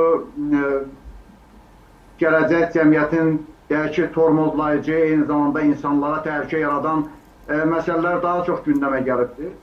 Süni intellekt də artıq belə zamanın reallığıdır, təkamül prosesinin bir parçasıdır və zaman gələcək ki, süni intellektin bizim dərin düşünə bilmədiyim, bu saatda hal-hazırda da belədir. Yəni, OpenAI şirkətinin ChatGPT 5 formatında demək olar ki, bu texnologiyanı, süni intellekt texnologiyasını artıq insanların ixtiyarına verməsi, o deməkdir ki, süni intellekt texnologiyaları alimdən daha dərin düşünə bilir, müəllimdən daha yaxşı dərs deyə bilir, tibb mütəxəssisindən daha yaxşı cərrahi əməliyyatlar apara bilir. Yəni, bu universal imkanlar, onu deyir ki, hələ gələcəkdə bu günləri gördüyümüz sadəcə olaraq necə derlər, belə ibarəli desək, məsələnin jurnal hissəsidir. Yəni, gələcəkdə süni intellekt texnologiyalarını, yəni bilirsiniz, bu bizim beynimiz, deyək ki, bax, mən danışıram, siz orada dinləyirsiniz, bizim beynimiz bu, deyək ki, fikirləri necə emal edir, necə düşüncədə, bu, deyək ki, o neyron şəbəkəsi vasitəsilə bu bizim beynimizdə bu model, bu alqoritmi necə işləyirsə, eyni zamanda artıq texnologiyada da eyni modelin tətbiqi mümkündür və bu mümkün deyəndə, yəni hal-hazırda bu modellə işləyir. Yəni, hal-hazırda OpenAI şirkəti və Neuralink şirkətinin dərin neyron şəbəkəsi insan beyninin modelinin işləmə alqoritmləri üzərində eyni proses davam edir. Sadəcə olaraq bizim beynimizdə 80-90 milyard neyron var. Amma süni intellekt texnologiyalarında bunu sonsuz sayda bu neyronları artırmaq mümkündür. Və bu neyron şəbəkəsinin, deyək ki, o təfəkkür sistemində, dərk etmə sistemində hansı böyük, deyək ki, böyük imkanlar yaradır. Biz artıq o neyrondəki neyronların sayını artırdıqca bizə ayan olur. Yəni bizim beynimizdə bu model var ki, bizim beynimizdə 80 milyard neyronun bir hissəsi qıcıqlandırıcı neyron, bir hissəsi tormozlayıcı neyron, bir hissəsi isə cavabdeh neyrondur. Yəni tormozlayıcı neyronların sayı burada daha çoxdur və eyni modeldə algoritmlərlə, yəni hal-hazırki süni intellekt texnologiyalarında işləyir. Bu mənada, yəni süni intellekt texnologiyalarını bizdə belə necə deyirlər, ona qarşı çıxmaq yox, qorxu və belə həyəcanla qarşılamaq yox. Süni intellekt texnologiyalarının tətbiqi vasitələri üzərində düşünmək lazımdır. Ondan necə istifadə etmək, tədrisdə necə istifadə etmək. Məhəmməd müəllim, mənə elə gəlir ki, misal üçün, sizin sahə olduğu üçün mən deyirəm, filosoflara çox gərəkli və lazımlı bir alətdir süni intellekt. Çünki fəlsəfi biliklər və fəlsəfi tədqiqatlar sonsuz saydadır və demək olar ki, bugün də bu prosesdə yalan olması bir neçə mötəbər elmi jurnalla bərabər müxtəlif elektron nəşrlərdə də yeni araşdırmalar, illah da bu böyük bir ehtiyatdır. Bütün bunları yadda saxlamaq çox çətindir. Bu mənada çox asan bir köməkçidir və məsəl üçün Kant indi olsaydı, bu əlində olsaydı onların hamısı 33 əsər yox, daha çox yaza bilərdi. Çünki ən azından vaxt gedir. Bu mənada bəli, amma bu Kantın əlində olsaydı. Bax, söhbət ondan düşür ki, kimin əlinə keçəcək məsələsi var. Və mən ümumiyyətlə insanı həmişə bu məsələ düşündürübdür. Və icazə verirsə, burada bir Ramiz müəllimlə sizin aranızda bir hardasa bir fikir ayrılığının bir məqamını gördüm, onu indi araşdıracağım. Baxın, hamımız oxumuşuq da Professor Doyle'in başı. Yəni, belə bir ideya var idi ki, baş bu bilik bir də yenidən uşaq doğulacaq, bu bilikləri sıfırdan öyrənəcək, bu başı yaşadaq. Sonra bir Azərbaycanlı fantast yazıcısı Namiq Abdullayevin Gün Gələcək adında bir romanında da belə bir ideya var idi ki, insan beynini, ölməkdə olan alimin beynini ana bətnində olan uşağa köçürsünlər, yəni informasiyanı köçürsünlər. Bugün əslində o baş verir. Və biz niyə onda bundan qorxuruq? Siz yox, yəni biz daha çox. Belə deyir Ramiz müəllim. Bax, niyə? Ola bilərmi bunun pis əllərə düşəcəyindən? Düşərsə nə baş verə bilər? Bütün texnologiyalar pis əllərə düşür onsuz da. İndiki, misal üçün, atom parçalanmasının hansı məqsədlə yaradılmışdır? Bəli. Enerji almaq məqsədilə. Bəli. Sonra nə məqsədlə istifadə etdilər? Və indi də dünyanı təhdid edən ölkələr var. Kimlərin də atom bombası var, təhdid edir bu saat. Bəşəriyyət üçün böyük təhlükədir. Baxır, kimin əlinə düşəcəkdir o texnologiya? Ondan necə istifadə edəcəkdir? O cümlədən də süni intellekt texnologiyalar. Baxır, kim necə istifadə edir? Yaxşı məqsəd yoxsa pis məram üçün? Budur. Sual budur. Və bir şeyi də nəzərdə saxlamaq lazımdır ki, insan intellekti ən ali intellektdir. Heç vaxt o intellekt üstələyən yeni süni intellekt yaradılmayacaqdır. Bu qədər qəti deyirsiniz. Axı iddialar biraz başqadır. İddialar var. Çünki gözləntilər o qədər. Nəyə görə süni intellekt son 1-2 ildə bu qədər belə populyar oldu? Səbəb nə edir? Nə idi? Səbəb birisi nə edir? Süni intellektin xaç atası adlandırılan Jeffrey Hinton var. Hansı ki 2024-cü ildə fizika sahəsində Nobel mükafatı aldı. Onun məşhur bir sözü var.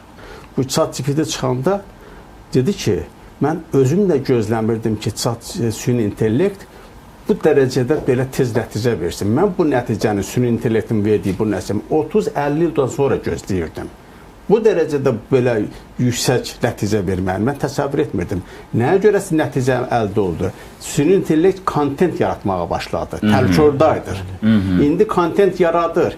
Ən dəhşətlisi gələcəkdir bilik yaratmaq. Bax, bilik yaradanda artıq orada problemə çıxacaqdır. Ciddi mübarizələr gedəcəkdir. Yenə də deyirəm, insan onu üstələyəcəkdir. İnsan intellekti həmişə o potensialından sona qədər istifadə olunmayacaqdır. İnsan ali varlıqdır. İndiyə qədər bütün texnologiyaları yaradanda insan həmişə əlini qaldırıb. Bəs bizim hörmətli Məhəmməd müəllim dedi ki, biz neyronlarımızın hamısını istifadə edə bilmirik. Neyron 80-90 milyard düzdür. Orada yəni insan beynində o qədər neyron var və onu modelləşdiriblər 1943-cü ildə. Bəli. Onda mən bir sual verim də, onda hansı insanla söhbət gedir? Bütün xırda-para işlərini ChatGPT-yə tapşırıb, beynini işlətməyib, heç nə görməyən insan nə olacaq onda? Orada ola bilər ki, IT sahəsində çalışan, biliklərini təkmilləşdirən, üzərində işləyən, edən, yeni bilgilər əldə edən, hə. Amma özünü və müəllimi anlatmaq üçün gedib ChatGPT-yə tapşırığını verib, gəlib qiymət alıb yatan, gedib telefonda TikToka baxan adam nə edəcək bəs onda? Heç əmək bazarında işsiz qalacaq. Tam doğru. Eyni şey çıxanda, kalkulyator çıxanda hamı dedi ki, mənasız bir şeydir. Bu kalkulyator bütün mühasiblər yoxa çıxacaqdır. Nə oldu? Yoxa çıxmadı ki. Xeyr. Hə? Daha insan hər yeni texnologiyanı yaradanda özünə yardımcı yaradır ki, özünü o az intellekt tələb edən işlərdən kənarlaşdırsın. Daha intellektual işlərlə məşğul olsun. ChatGPT-ni kim yaratdır? İnsan yaradıbdır. İnsan intellekti yaradıbdır. Ona görə yaradır ki, özü daha ağıllı, daha bilikli, daha yeni bilik yaratsın. İnsanın belə təbiəti olur ki, yaratmaqdır. Əslində Yaratmaqdır. Bütün bu böyle yaratdığı texnoloji özünə köməkçi yaradıb və yaradacaqdır. Bunun başqa yolu yoxdur, izahı da yoxdur. Budur. Mən universitetlər tanıyıram xaricdə. Onlarda universitet açıq şəkildə hər bir müəllimin stolun üstündə ChatGPT var. Çox gözəl, elə də olmalıdır. Səbəb və ona görə icazə verir ki, özləri üçün sifariş edir. Yalnız universitet özü üçün, öz müəllimləri üçün sifariş verib, yaradıbdır ChatGPT-nin yeni versiyasını yaradıb. Məqalə yazanda, məqalənin elə hissələri var ki, rutin işlərdir. Yeni bilik, ChatGPT-ində yeni bilik generasiya etmir ki. Xeyr. Mövcud olanların. Yalnız informasiya generasiya, informasiya sonra bilik gəlir, onu edə bilmir hələ ChatGPT. Eləyə bilərmi amma risk varmı? Risk var, əlbəttə var. Var, əlbəttə var. İcazə verin, Məhəmməd müəllim, bu risk yaranarsa, bax indi hazırda ancaq informasiyanı götürüb bizə verir. Amma özü bilik generasiya eləyərsə, nə baş verəcək biliyimizdə? Hal-hazırda ChatGPT 5 çıxıb və o bilik generasiya edə bilir. Və bu bilik generasiya etməyin, bu modelləşmənin, algoritmlərin dərin neyron şəbəkələri vasitəsilə daha da optimal vəziyyətə gətirilməsi, eyni zamanda insan düşüncəsindən də daha dərinə getmək imkanları bu günləri var, proseslər gedir. Bilirsiniz, abonentlər orada fikirlər qeyd elədi. Yəni bizim qorxumuzdan, həyəcanımızdan, eyni zamanda tənqidi düşüncələrimizdən asılı olmayaraq o proses gedir. Bilirsiniz nə oxşuyur? Deməli, Birinci Dünya Savaşında Hamilton yazır bunu, Osmanlı ilə deməli, Üçlər İttifaqının qarşı durmasında. O vaxtı bilirsiniz Osmanlı niyə uduzdu? O deyir ki, hansı ki, deməli, Üçlər İttifaqında bu texnoloji tanklar o dövrün ən müasir silahları ilə silahlanan və deyir, Osmanlı İmperiyasının əskərləri bu şeytan arabalarıdır deyib qoşunun qabağından qaçırdı. Bu şeytan arabalarıdır deyib. Yəni biz daha çox bu müasir, deyək ki, texnologiyaların ritminə uyumlaşmalıyıq. Texnoloji nailiyyətlərin, uğurların necə deyirlər, mahiyyətini anlamalıyıq. Bu proseslərin nədən ibarət olduğunu və hansı avantajlar saxlayır, onun üstün tərəflərini qəbullanıb dövlətin strategiyasında, eyni zamanda cəmiyyət olaraq biz hansısa təhsildə, tədrisdə, digər vasitələrdə bunun tətbiq yollarının ən mükəmməl formalarını axtarmalıyıq və bunu təbliğ etməliyik. Qoy şagirdlər, tələbələr ChatGPT-nə öyrənsinlər. Əgər mən dərs desəydim və auditoriyada olsaydım, təbii ki, bunun ChatGPT-nin, süni intellektin indiki imkanlarını tələbələrə aşılayardım və onun bu günləri bizim deyə bilməyəcəyimiz, eyni anda müxtəlif suallara cavab verə bilməyəcəyimiz, hətta bir suala bir neçə hardasa müxtəlif deyək ki, onun cavablarını, ən optimal variantlarını verə bilməyəcəyimiz təqdirdə süni intellekt bunu eləyir. Nədən məsələn biz bunu belə vahimə ilə, təhlükə ilə, ondan sonra qorxu ilə, həyəcanla qarşılamalıyıq? Məhəmməd müəllim qarşılayır. Nə qədər cəmiyyətdə bu stereotiplər formalaşırsa, bizim texnologiya ilə işləmək bacarıqlarımız, vərdişlərimiz, eyni zamanda müasir texnologiyaları mənimsəmə imkanlarımız da bir o qədər düşür aşağı. Mən də əslində o cür düşünürəm, amma indi Nəmənd müəllimə də biz cavab haqqı verəcəm. Amma Nəmənd müəllim, üzr istəyirəm, bir məqam var. Bu ziddiyyətə istəyirəm bir cavab tapaq. Yəni, akademiyanın rəqəmsal inkişaf və süni intellektin fəlsəfi problemlərinin rəhbərlik edən şəxs dedi ki, bilik generasiya edir. Amma bizim hörmətli Data Elmi və Süni İntellekt İnstitutunun direktoru və bu sahənin də görkəmli alimi söylədi ki, yox, eləmir. Hələ ki, informasiyanı özündən götürüb. Bir dənə buna aydınlıq gətirək, sonra Nəmənd müəllim sizinlə müzakirə eləyək. Edir ya etmir? Etmir. Məhəmməd müəllim deyir ki, edir.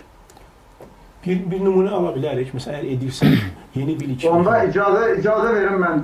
Yəni onda mən istəyirəm ki, özümüzdən başlayaq. Bizim beynimizin alqoritmi necə işləyir? Biz uşaq doğulur, dünyaya gəlir. Xahiş edirəm, buna diqqət edin. Uşaq doğulur, dünyaya gəlir. Biz uşağa tanıdırıq. Bu atadır, bu anadır, bu telefondur, bu kompüterdir. Uşağın beynində valideyn neyronu yaranır. Uşağın beynində telefon neyronu yaranır. Uşağın beynində göstərdiyimiz bütün əşyalar, yəni cavabdeh neyron yaranır. Eyni ilə bu günləri sonra uşaq böyüdükcə, inkişaf etdikcə o deməli neyronlar arası şəbəkələrdə sinapslar vasitəsilə başlayır cümlələr qurmağa. O yaddaş anbarında zart olunan həmin o neyron şəbəkələrdə qalan o anlayışları bir-birinə əlaqələndirməyə. Bu günləri intellekt texnologiyalarda eyni. Bilirsiniz, bu günləri ona görə mən deyirəm ki, yəni bunu bilmək üçün bu günləri kvant fizikasını, neyrobiyologiyanı, neyrologiya elmini, kibernetika elmini heç olmasa ibtidai səviyyədə bu anlayışlar. Məsələn, kvant fizikasında maddənin superpozisiya halını bilmək lazımdır. Schrödinger paradoksunu bilmək lazımdır. Kvant kompüterləri deyilən bir anlayış var. Gələcəkdə indikindən milyon dəfələrlə daha üstün performanslar göstərəcəkdir. Niyə göstərəcəkdir? Çünki sual olunur, niyə bugün göstərə bilmir? Sadəcə olaraq onun istehsalında müəyyən problemlər var. Niyə problemlər var? Çünki o kompüterlər birdən-birə bu qədər informasiya, sürətli informasiya emal etdiyinə görə onun soyutma problemləri var. Yəni, sürətli qızır və onun hələ ki, bu saat kütləvi istehsalı problemdir. Yəni, bu günləri biz bilməliyik ki, amma Ramiz müəllim elə düşünmür. Bu günləri canlı, Eski müəllim, bu günləri canlı-cansız anlayışı yoxdur. Mən oturduğum masanın üstünə vururam, oradan səs çıxır. Bu nə deməkdir? Bu eyni zamanda, yəni bu kainatın və bütün planetar səviyyədə bütün maddələrin o mikro səviyyədə o yapıları, onun maddələri eynidir. Biz insan olaraq dəmirin də, oksijenin də, yəni biz maddənin o superpozisiyalında bir maddənin makro hissələri var, bir də onun çox kiçik hissələri var. O kvant fizikasında artıq o klasik fizika qanunları işləmir. Orada qanunlar dəyişir. Orada demək olar ki, maddələr arasındakı əlaqələr dəyişir. Bugün kvant fizikası o mənada çox böyük nailiyyətlər əldə edibdir. Neyrologiya elmi çox böyük nailiyyətlər əldə edib. Məhəmməd müəllim, üzr istəyirəm. Ramiz müəllim, qane elədimi sizə bax bu gətirdiyi argument? Həm süni intellektin yeni elm yaratmaq, yəni informasiyanı generasiya eləmək, bilik yaratmağı və bir də ki, kvant kompüterlərini soyuda bilmirik. Yeni kontent yaradır, hələ onu bilik demək olmaz. Hə, məzmun yaradır, amma hələ bu bilik deyil. Bilik demək olmaz. Onun ki, zaten yeni məzmun yaratmaqdır. Yeni bilik ayrı şeydir. Yeni bilik başqa şeydir. Və söhbət kvant kompüterdən gedir, superkompüterdən gedir. O soyutma məsələsi kvantlərə aiddir, superkompüterlərə aiddir. Kvant kompüter hələlik eksperimental səviyyədə var. Var. Demək, 2019-cu ildə Google yaratdı onu, 53 kubit məhsuldarlığına, yəni onun məhsuldarlığını təsəvvür etmək üçün, yəni onlar hesablama nöqteyi nəzərindəndir. Çünki informasiya böyük miqdarda problem var da, indiki kompüterlər, hətta indiki superkompüterlər onları emal etmək gücünə malik deyil. Niyə ChatGPT bu qədər güclü nəticələr verir? Niyə? Səbəb superkompüterlərə görə. Əlinin altında superkompüterlər var. Əlinin altında bütün dünyada toplanmış kontentlər var, informasiya var. Ona görə belə yaxşı nəticə verir. Niyə Azərbaycan sektoru yaxşı nəticə vermir? Çünki o hissədə zəiflik var, kontent azdır, informasiya azdır. İnformasiyadan yeni kontent yarada bilmir. Yaratdığı da qüsurlu olur. Budur. Kvant kompüteri yalnız hesaplama nöqteyi nəzərlə böyük hesaplamalar tələb edirlər. Milyardlarla yox, onların həcmi, bir misal deyəcəm sadəcə olaraq. Həmin 53 kubitlik kvant kompüterin gücü eksperiment aparılır da testlər aparılır. İndi müasir həmin 2019-cu ildə eksperiment aparıblar ki, həmin dövrdə superkompüterin həll edə biləcəyi 10 min ilə edə biləcəyi hesaplamanı həmin o 53 kubitlik kvant kompüter 200 saniyə edirdi. 10 min ili hara, 200 saniyə hara. Yəni sürət indiki Çində keçən birini yaratdılar, ondan qat-qat çox idi. Bir neçə min kubitlik vardı. Amma onun barədə nəticələri yoxdur, doğrudur mu hələ? Çin belədir, qapalı bir ölkədir, yəni bütün texnologiya açıq demir. Çünki Çin bu saatda sirli bir yumurtadır. Süni intellekt sahəsində elə nəticələri var ki, açılmır hələ. İndi siz təsvir edin ki, o nəticələr, əgər o əldə etdiyi superkompüter, yəni kvant kompüterinə hələ birləşdirilsə, hansı məsələlər olacaq? Əlbəttə, superkompüter yox, kvant kompüteri belə deyək, istehsala buraxılsa, o qədər sürətlidir. Bax, sürətin müqayisəsinə bax, 200 saniyə hara, 10 min il hara. Maraqlıdır. Mən bir reklam fasiləsi ilan edəcəm, ondan sonra davam edəyək.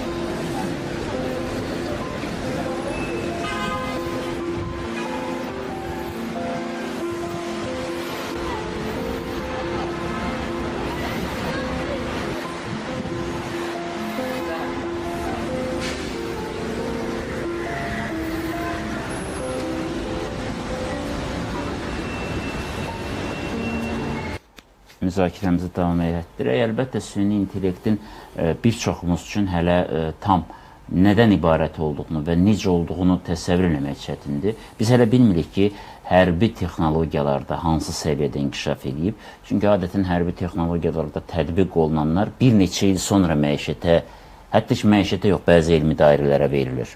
Neçə açılmır. Bəli, elələri var ki, hətta mən çox sonralar bilmişəm ki, Avtomobil trenindən sonra buraxılır dövrəyə.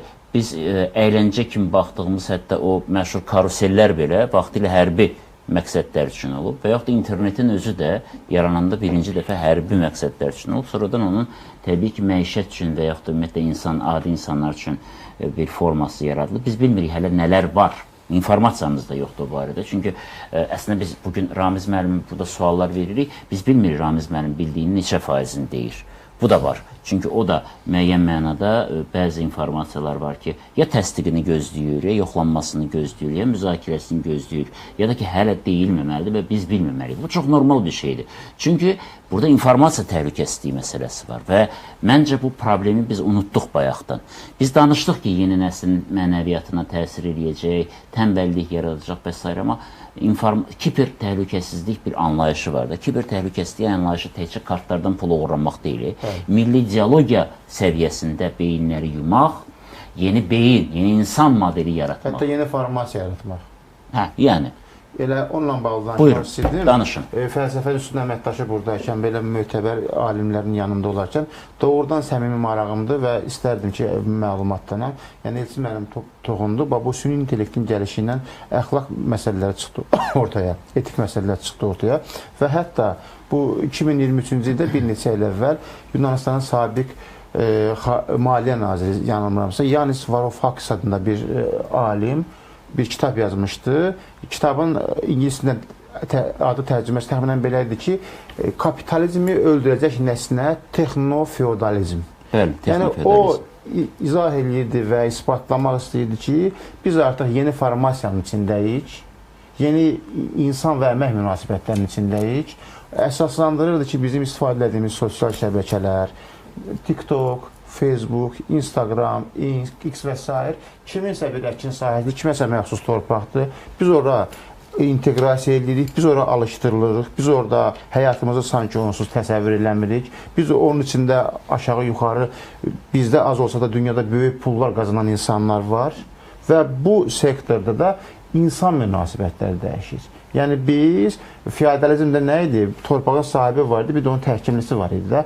Biz özümüz də bilmədən, həmən prosesin iştirak,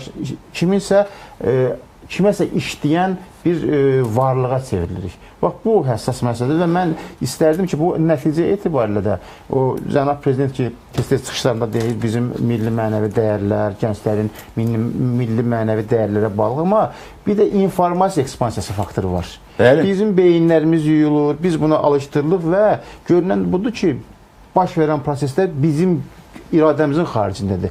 Biz proseslərin yedəyində gedirik. O, cənab prezident ki, danışdı akademiyanın 80 ilində süni intellektə xüsusi önəm verdi. Bu məsələləri biz zamanında diqqətə almasaq, çox ciddi təhdidlərlə üz-üzəyik. Nə təhdid? Məsələn? Məsələn, milli kimliyimizi itirmək təhdidi ilə üz-üzəyik. İqtisadi məsələn də elə bir şey çıxa bilər ortaya ki, sən böyük, hamı məsələn gedib, niyə hamı Çin maşını almaq istəyir? Nəmət mən, birci dəqiqə, üzr istəyirəm, jurnalistikanın tarixini çox yaxşı bilirsiniz, sadəcə olaraq bir xatırlatma eləmək istəyirəm. Bax, indi sizin dedikləriniz birisi mənə nəyə xatırlatdı? Üzeyir bəy operanı gətirəndə, bəzi bizim tənqidçi jurnalistlərimiz var idi, əsrin əvvəlində yazırlar, opera gəldi, teatr öldü, mənəviyyat öldü. Ona oxşamır ki. O şeylər, Elçin mənim, bənzər şeylər, qəzet gəldi, nə bilim, kitab öldü, radio çıxdı, qəzet öldü, televiziya çıxdı, radio öldü. Yox, yəni mənəviyyatımız əldən getdi. Ona oxşamır, yoxsa doğrudan bu təhlükə var?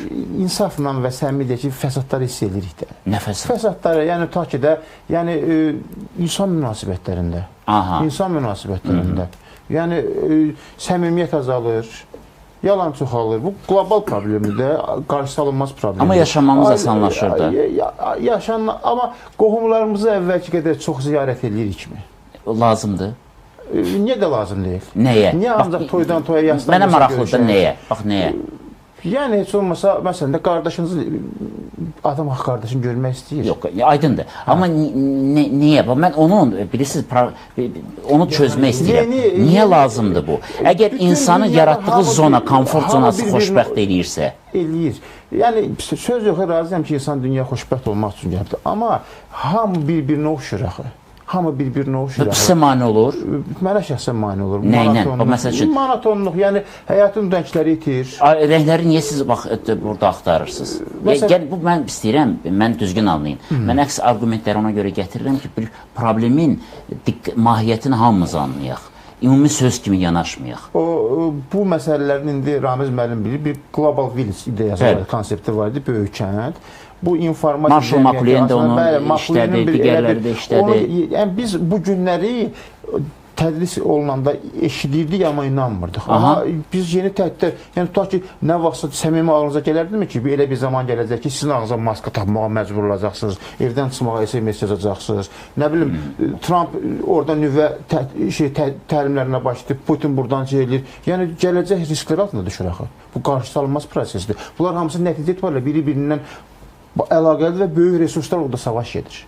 Böyük güclər orada savaş verir, böyük enerji. Çin gəlibdir, Rusiyanın torpaqlarının yarısını alıbdır. Yəni, balans dəyişir, güc dəyişir və əlində böyük tanışlıq orada həmən bu alətlərdən istifadənin mənə tərəfləri. Çinin əlində böyük açılmayan kvant kompüteri var. Səbəb onun vasitəsindən hamı gedir, siz fərqində deyilsiniz, hamı gedir, daha ucuz, amma daha çox texnologiya verən Çin maşınları alır və o maşınların heç birinin detallarını sonra almaq olmur. Anladım, amma sizin üçün fərqi var ki, o xeyri Almana verəsiz, yoxsa Çinliyə? Yox, mənə yaxşı olar ki, o xeyir öz vətənimizə qalsın. Biz hamı maşın buraxmağa borçlu deyil axı. Biz kompüter buraxa bilərikmi? Heç ehtiyac da yoxdur. Amma biz mütəxəssis yetişdirməliyik ki, onu işlədə bilsin. Bu polemikada bizim hörmətli kibernetika alimlərinin məni sakitləşdirmək cəhdləri alınmadı. Hələ ki alınmayıbdır. Niyə sakitləşdirmirsiniz Ramiz müəllim? Nəmət müəllimi sakitləşdirək? Zəhmət olmasa, xahiş edirəm. Gələcəyi ilə bağlı ciddi şoku var. Yəni, Tofflerin gələcək şokunun təxminən başqa bir formasını hamımız yaşayırıq. Aşağı-yuxarı, məndə də var. Texnologiya barədə fərdlərin adını çəkdiniz. Fərdləri dəyişən normal adam qoydu, nə olacaqdır texnologiyalar?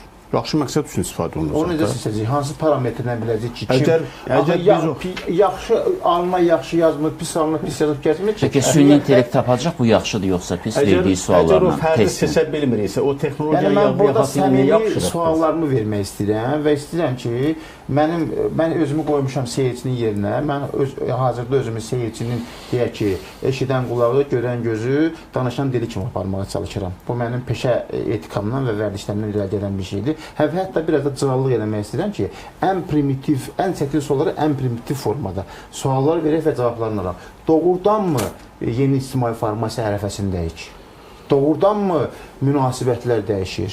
Münasibətlər dəyişir, əlbəttə dəyişir. Onun doğrudanmı bizim cəmiyyətə heç bir təsiri yoxdur? Təsiri var, əlbəttə təsiri var. Amma müsbət və mənfi, baxaq, indi müsbəti çoxdur, mənfisi çoxdur. Buyurun, Məhəmməd müəllim. Bu məsələ ilə bağlı bir neçə fikrim var. Deməli, Marshall McLuhan var, onun texnoloji determinizm əsəri var, maraqlı əsərdir. Və o texnologiyanın inkişafı ilə insanı necə dəyişdiyi ilə bağlı məşhur bir ifadəsi var. Deyir ki, biz texnologiyanı formalaşdırırıq, texnologiya da özlüyündə bizi formalaşdırır. Bu dərin söhbətdir.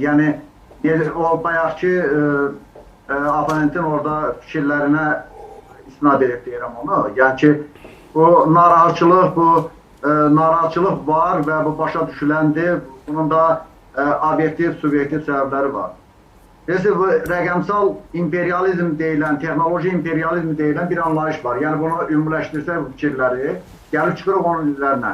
Rəqəmsal imperializm nə deməkdir? Yəni, rəqəmsal imperializmi rəqəmsal vasitələrlə, deyək ki, super güclərin öz maraqları naminə digər asılı, deyək ki, dövlətlərin manipulyasiya etmək, cəmiyyəti manipulyasiya etmək, bir informasiya ilə, bir fake informasiya ilə kifayət qədər ajiyataj yaratmaq və başqa məsələlər. İndi mən bir dəfə araşdırırdım bu süni intellektlə bağlı məsələləri. Deməli,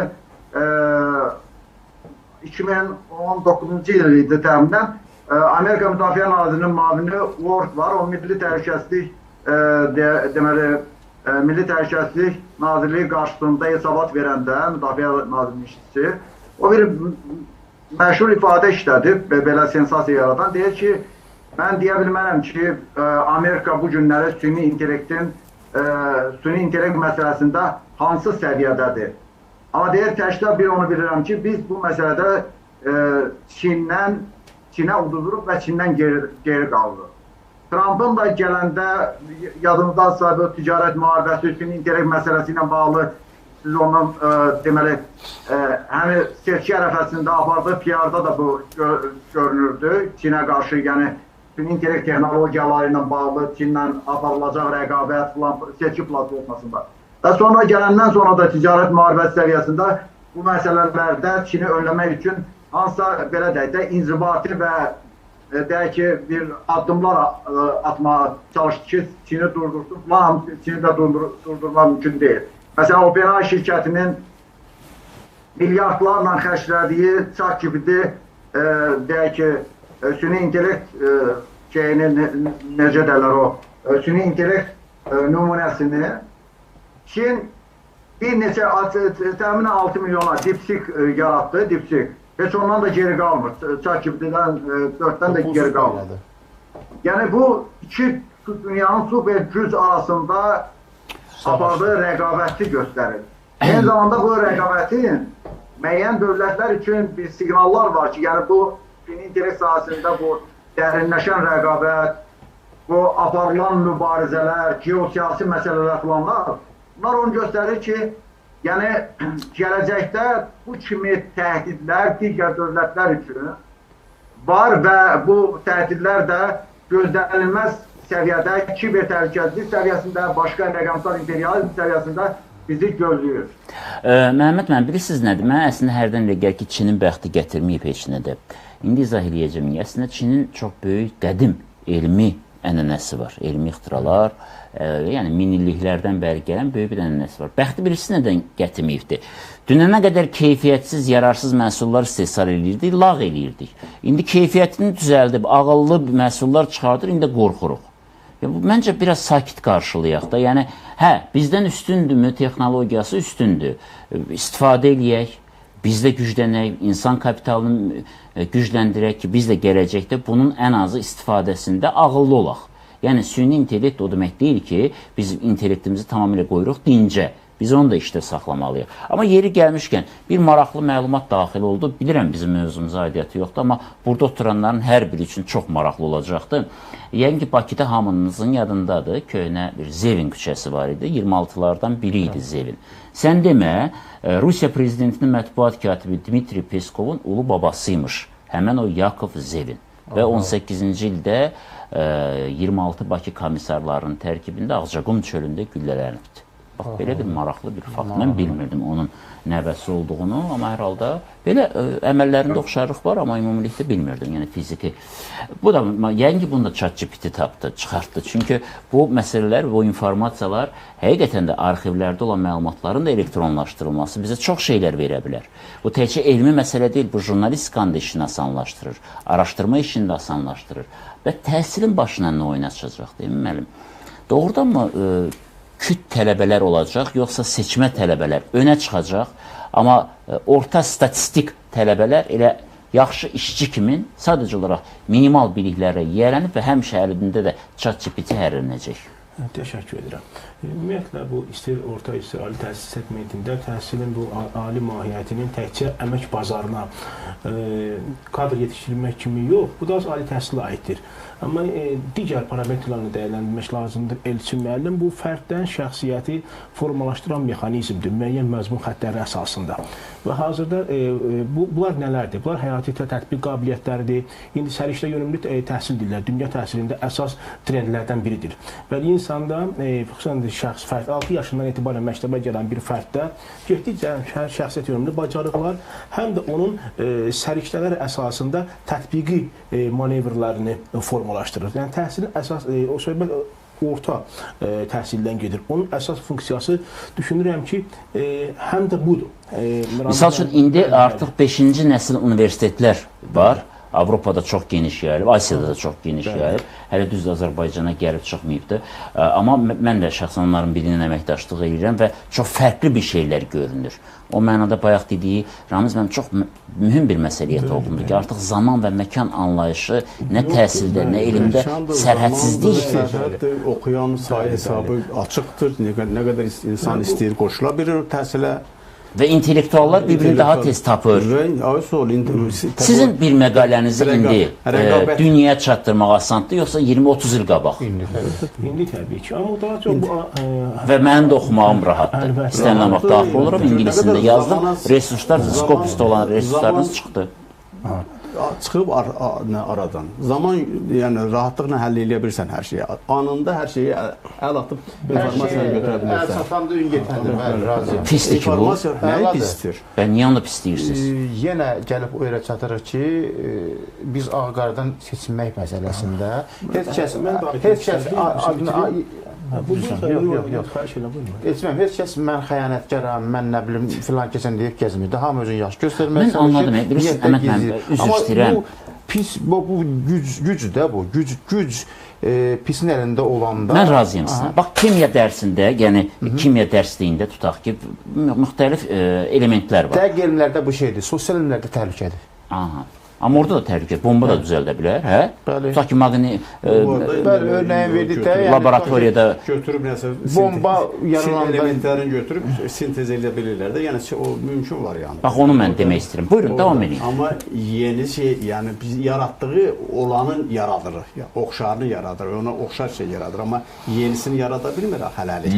Orada şeylər var. Yenisini yaratmır. Bax, bu da önəmli məsələdir. Burada mən çox istərdim ki, və buna cəhd göstərərdim ki, bu təhsildə pillələr və səviyyələrarası sistemi pozmayım. Yəni məktəbin, yəni insan qarşısında, fərd qarşısında özünün funksiyası var, özünün mahiyyəti var və məktəbdəki müəllimin özünün funksiya və mahiyyəti var. Universitetdəki mühitin və oradakı professor müəllimiyətin özünün funksiyası var. Məsələn, biz qısa hərəsindən bir cümləlik toxunsa deyə bilər ki, bəli, bunu həm də fənlərə də aid etmək olar. Məktəbdəki riyaziyyatın işi təkcə riyaziyyatçı yetişdirmək deyil. O bir məzmun xəttidir. Hansı məzmunu? Bu, tam ki, həndəsə fənni, bu riyazi həndəsə fəza təfəkkürü var. Fəza təfəkkürü var ki, bu uşaqlarda daha çox təxəyyül qabiliyyətini, müəyyən bir fəza, səmavi bir çevrə çəkmək bacarıqlarını, söhbət burada sevrə həqiqi sevrədən getmir. Ümumiyyətlə bunun prinsipləri yarada bilmək. Yəni planimetriyadan danışmırsınız da, strenometriyadan danışırsınız ki, həcmi görə bilsin, fəzada. Fəza düşüncəsini formalaşdıra bilir, bəli. Biz və universitetlərdəki riyaziyyatın funksiyası biz başqadır. İndi Ramiz müəllim kimi alimin yanında bunu danışmaq doğru deyil. İndi biz buna qayıdaq ki, baxın, madam ki, məktəbdə funksiya budur, məktəbdəki müəllimin funksiyası budur və məktəbdəki fənni funksiyası budur və burada süni intellektin rolu nədən ibarət olacaqdır. Bir dəqiqə, olar mən başqa cür yanaşım. Buyurun, bu təbii ki. Bu məsələdə bir mühüm amil var. Hamımız 11 il məktəbdə oxumalıyıqmı? Hamımız 4 il bakalavrda gedib gəlməliyikmi? Əgər bir uşaq, mən demirəm, yəni var, Sovet dövründə bu var idi, Wunderkind deyirlər və s. 11 illik proqramı 3 ilə, 4 ilə yerinə yetirə bilərsə, 5 ilə və yaxud da 11 il gedib gəlməyin ehtiyac varmı?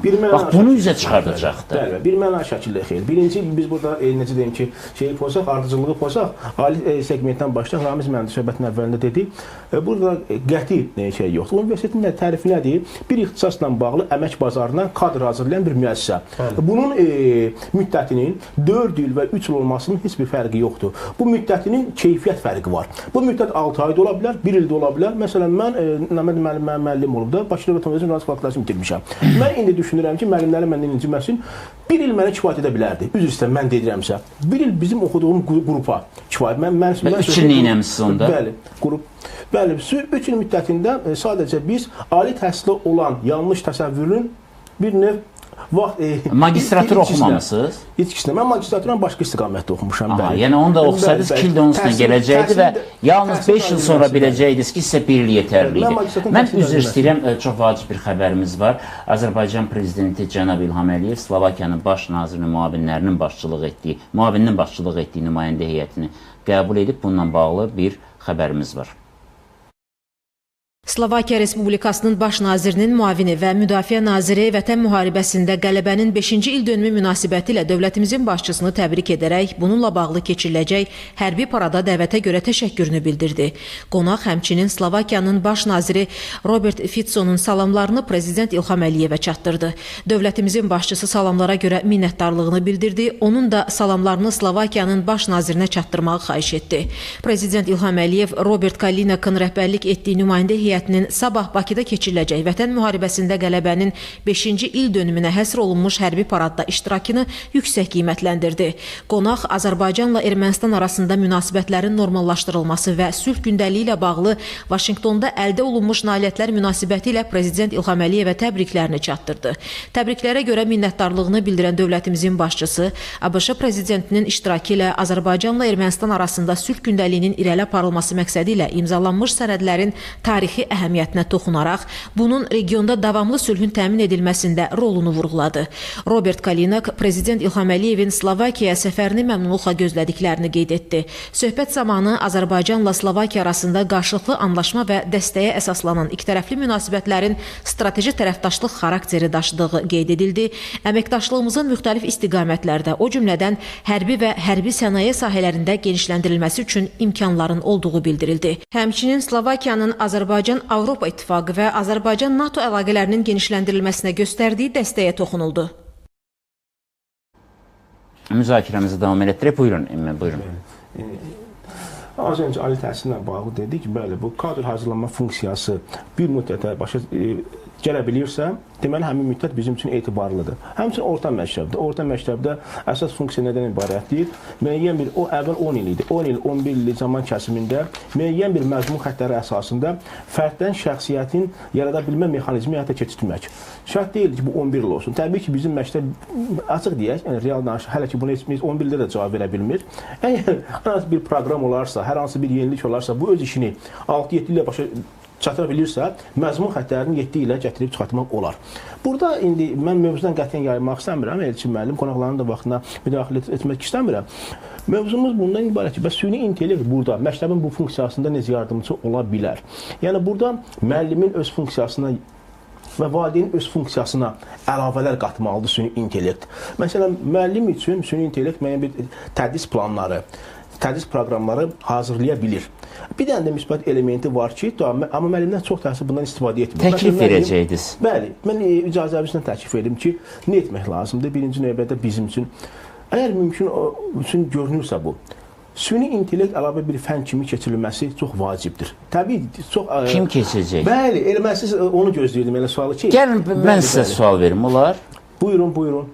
Sosial Tədqiqatlar Mərkəzi, orada çalışırsınız. Sizdə hansı şöbədir? Daxili siyasətin təhlili şöbəsidir. Mən sual verim, ümumiyyətlə Sosial Tədqiqatlar Mərkəzində bu süni intellekt, onun təsirlərinə bağlı hansısa bir son araşdırmalar və onun nəticələri elan olunub son illərdə, aylarda. Var əlinizdə? Süni intellektlə də bağlı, kiber cinayətkarlıqla bağlı. Yox, kiber cinayətkarlığı soruşmuram. Süni intellektlə bağlı. Hansı nəticələr var? Tədqiqatlar nə göstərdi? Tədqiqatlar aslında təhsil bağlı deyil də, bizim mövzu təhsil istiqamətidir, süni intellekt təhsil tətbiqi. Amma o ümumi sosial cəmiyyətlə bağlıdır. Nə deyil? Bax, orada yəqin ki, tanışsınız da o nəticələrlə, yoxsa yox? Mən müəyyən bir qismdən tanışam. Tanış olduğunuz qismdən bizdə tanış edə bilərsinizmi? Süni intellekt yenə dediyim kimi, böyük bir əksəriyyət sosial orada iki cür istiqaməti vardır. Keyfiyyət sorğusu vardır, kəmiyyət sorğusu var. Kəmiyyət sorğusu bilirik ki, yəni auditoriyalardan, insanlardan alınan sorğu nəticələrdir. Orada əsasən, yenə deyirəm ki, kəmiyyət sorğuları süni intellektlə bağlı münasibəti o qədər də kəskin görmür, nə yalan deyim sizə. Çox təəssüf olsun ki, burada məsələ nədən ibarətdir? Bayaq Nəməd müəllimin dediyi orada müəyyən bir dəyərlərdən uzaqlaşma. Məsələn, çox qəribə bir nəticə üzə çıxmışdı. İnsanın elə bilin ki, özünə, siz konfor zona dediniz ona, amma bunu başqaca dəyərləndiriblər ki, özünə qapanması. Bu kimi səviyyələrə gətirib çıxartmaq... Neçə faiz elə düşündü, yadınızda deyil? Çox təəssüf edirəm ki, mən rəqəmi yanlış deyə bilərəm. Amma dəqiq bu detal var idi. Amma mən çox istəyərdim bu məlumatlar açıq olsun, bizim də əlimizdə olsun. Özdə hər ay bu keçirilsin. Xahiş eləyəcəm, çünki deyəsən sizin də yadınızda qalmayıb nəticələr. Bizim əlimizdə olması çox vacibdir. Məncə elə Ramiz müəllimin də işinə yarayacaq və məncə Məhəmməd müəllimin də işinə yarayacaq. Çünki bütün hallarda onlar işləyirlər elmi nəzəri problemləri ətrafında. Tutaq ki, sırf praktik nəticələri isə bu sorğular göstərir. Alimlərimiz də, elə Məhəmməd müəllim də və yaxud da elə Ramiz müəllimimiz də elmi araşdırma aparanda əlbəttə sorğular və digər statistik məlumatlara baxırlar, çünki tutuşturmaq üçün. Varmı sizin əlinizdə varmı Azərbaycanda nə qədər insan süni intellektdən istifadə edir? İstifadə etmə dərəcəsi neçə faizdir? Süni intellektin yalnız çat hissəsindən istifadə edən nə qədərdir? Belə rəqəmlər var əlinizdə? Yox, təəssüf ki, bu Yoxdur, barədə belə məndə də yoxdur. sorğular və tədqiqatlar aparılmıyor. Bax, biz bunu eləmirik. Biz bayaqdan... Lazımlı məsələdir. Çox vacib Bax, məsələdir. bizim əlimizdə o yoxdur. Biz silahsızıq, süni intellektin qarşısında silahsızıq. Azərbaycan dilində elmi araşdırmaların elektron versiyasını verməmişik ki biz, süni intellekt bizi onu təqdim eləsin. Öz-özündən ya uyduracaq, ya da tərcümə eləyəcək. Sonra deyirik ki, milli hardasa dəyərlərimiz və s. Bəs bu dəyərlərimizi formalaşdıran bədii, elmi, tədqiqat və s. bütövlükdə ədəbi, Azərbaycan dilində olan kontent yoxdursa, o hardan çıxardıb bizə verəcək? Digər tərəfdən, əlimizdə statistika yoxdur ki, məktəblərdə neçə faiz işlənir, müəllimlər neçə faiz işlənir, gənclər, tələbələr və s. Yox, məktəblərdə məlumdur. Az öncə Suhan xanım da dedi, 59%-dir. Yəni müəllimlərin 59%-i oradan istifadə edir. Və həmin 59%-nin nəyindən istifadə edir? ChatGPT-dən, süni intellektdən istifadə eləmir ki. Axı mən təkcə ChatGPT-ni nəzərdə tutmuram. Hər kəs rahat alıb belə əldə eləməyi də asan deyil əslində. O peşəkar çox bahalıdır. Onu $20. Yox, indi o chatbot səviyyəsində yoxdur. Chatbot yoxdur, onu açıq qapalı versin. Yəni söhbət ChatGPT-nin mən alaram, mən abunəyim. $10 versiyaları bahadır. Amma bayaq dedi Məhəmməd müəllim, o DeepSeek variantı çıxdı. Təxminən ondan bir neçə, biraz üstün bir variantı Çin pulsuz təklif edir. Məsələn, mənim istifadə etdiyim telefonda Gemini var. Hə, Gemini. Amma başqa bir şey istəyirəm. Yəni, mən nəyi deməksən? Mən chatdan danışmıram. O 59% chatdan istifadə edir. Onlar elə WhatsApp qruplarından da istifadə edirlər. Və çox təəssüf ki, WhatsApp qrup da texnologiya, inkişaf üçündür, amma bizə rüşvət üçündür. Tam doğru. Yəni, baxar nə üçün istifadə edirsən. Mən dediyim o deyil. Bayaq özünüz dediniz ki, sinifin qiymətləndirilməsi, hər biri ilə bağlı proqnozun verilməsi, mən dərsi necə keçim, 10% məndə yaxşı oxuyan var, 30%-in informasiyanı qəbul etməyində problemi var. Mən onlarla necə danışım, dərsi neçə bölüm, o 45 dəqiqəni necə bölüm ki, bunu süni intellekt deyəcək də bizim üçün. Ondan neçə faiz istifadə edir? 59%. Real araşdırma yoxdur. Amma araşdırma yoxdur. Real araşdırma yoxdur. Yoxdur və mən onu demək istəyirəm. Təhsil üslubu aparmalıdır. Təhsil üslubu aparmalıdır bunu. Araşdırma yoxdan olsa da belə, mən buna bağlı proqnozum mətndən artıq mənfidir. Təhsil institutu təxminən bir 20 ildir bircə şey araşdırır. Bir sinifdə 45 uşaq olanda problem olur ya olmur. Yəni şagird sıxlığına bağlı. Və eyni konfransda şagird sıxlığı ilə bağlı institutun direktoru dedi, olur, müavini dedi, olmur. Mən elə də başa düşmədim. Mən elmdə dialektikanı qəbul edirəm, amma orada bu açıq-aşkar inkarı qəbul edə bilmirəm. Süni intellektin üstünlüklərini yaxşı qeyd elədi o indi ki. O kontenti o tələbəyə, onun səviyyəsinə uyğunmu seçilir? Bizdə eyni kontent səviyyədən asılı olmur. Bir tək bizdə yox, bütün dünyada səviyyədən asılı olmayaraq eyni kontent mənimsədilir, keçilir. Tələbə seçilməlidir. Tələbədə seçim imkanı olmalıdır. Bu kontent mənə sərf etmir. Mən bundan daha yüksək bilik əldə etmək istəyirəm. Kontenti zəhmət olması dəyişin. Yaxud müəllim süni intellekt avtomatik cavabları yoxlayır. Avtomatik cavablar. Fürsətlər var. Mən onu deməyə məcburam. Məsələn, Bakı Dövlət Universitetində seçmə fənlər var. Məsələn, demirəm mən. Yəni, yox, elm orada oxuyacağını seçmək fürsətin olur da. Yox, onu demir. Hamımız bunu oxuyuruq. Bir var ki, biz Dədə Qorqudu və yaxud da Nizami Gəncəvini sadə dildə izahını istəyən uşaq var. Bir də var ki, orijinalını oxuyub, hələ hansı ədəbiyyatşünas alimlər bununla bağlı nə yazıb? Tutaq ki, Həmid Araslı nə yazıb, digər nə yazıb və s. müqayisəli təhlil edib mənzərə yaratmaq istəyir. Onu deyir. Onu təklif edir. Misal üçün, bizim sahə üzrə fənlər var da. Nə üçün o tələbə deyir ki, o fən mən bilirəm. Nə üçün təzədən onu keçməliyim? Mən ondan daha yaxşısını, daha təkmil bilik almaq istəyirəm. Mənə seçim olur. Yaxud da ki, cavabları süni intellekt araşdırır və məlum olur ki, sinifdə hamı yüksək bal alıbdır. Deməli, kontent çox zəifdir. Bəli. Yaxud da tələbə çox güclüdür. Kontenti dəyişmək lazımdır. Haqlısınız. Mən düşünürəm ki, Ramiz müəllim bu dediyi əslində bir hökm kimi də səslənməlidir. Bu özü bizi kollektivləşmədən, kütləvilikdən uzaqlaşdırıb fərd kimi formalaşdırmağa və fərdin şəxsiyyətə çevrilməsinə çox böyük rol oynayacaq. Bunun faydalı tərəfi budur və mən buna çox inanıram. Amma ən qorxduğumuz şey odur ki, biz buna hazır deyilik. nə informasiya bazamızı ora yerləşdirmişik və hələ də yerləşdirmə ətrafında düşünmürük. Malı məli şəkilçilərindən ancaq istifadə edirik və burada hamımız səfərbər olmalıyıq, sən mən olmamalıdır. Və ikinci vacib məsələlərdən biri əlimizdə hər gün yenilənən statistik göstəricilər olmalıdır. Mən belə düşünürəm. O zaman süni intellekt nə təhsilimizə, nə gələcəyimizə təhdid yox, yaxşı köməkçi və onu önə aparan dəstəkçi olacaq. Görüşərik.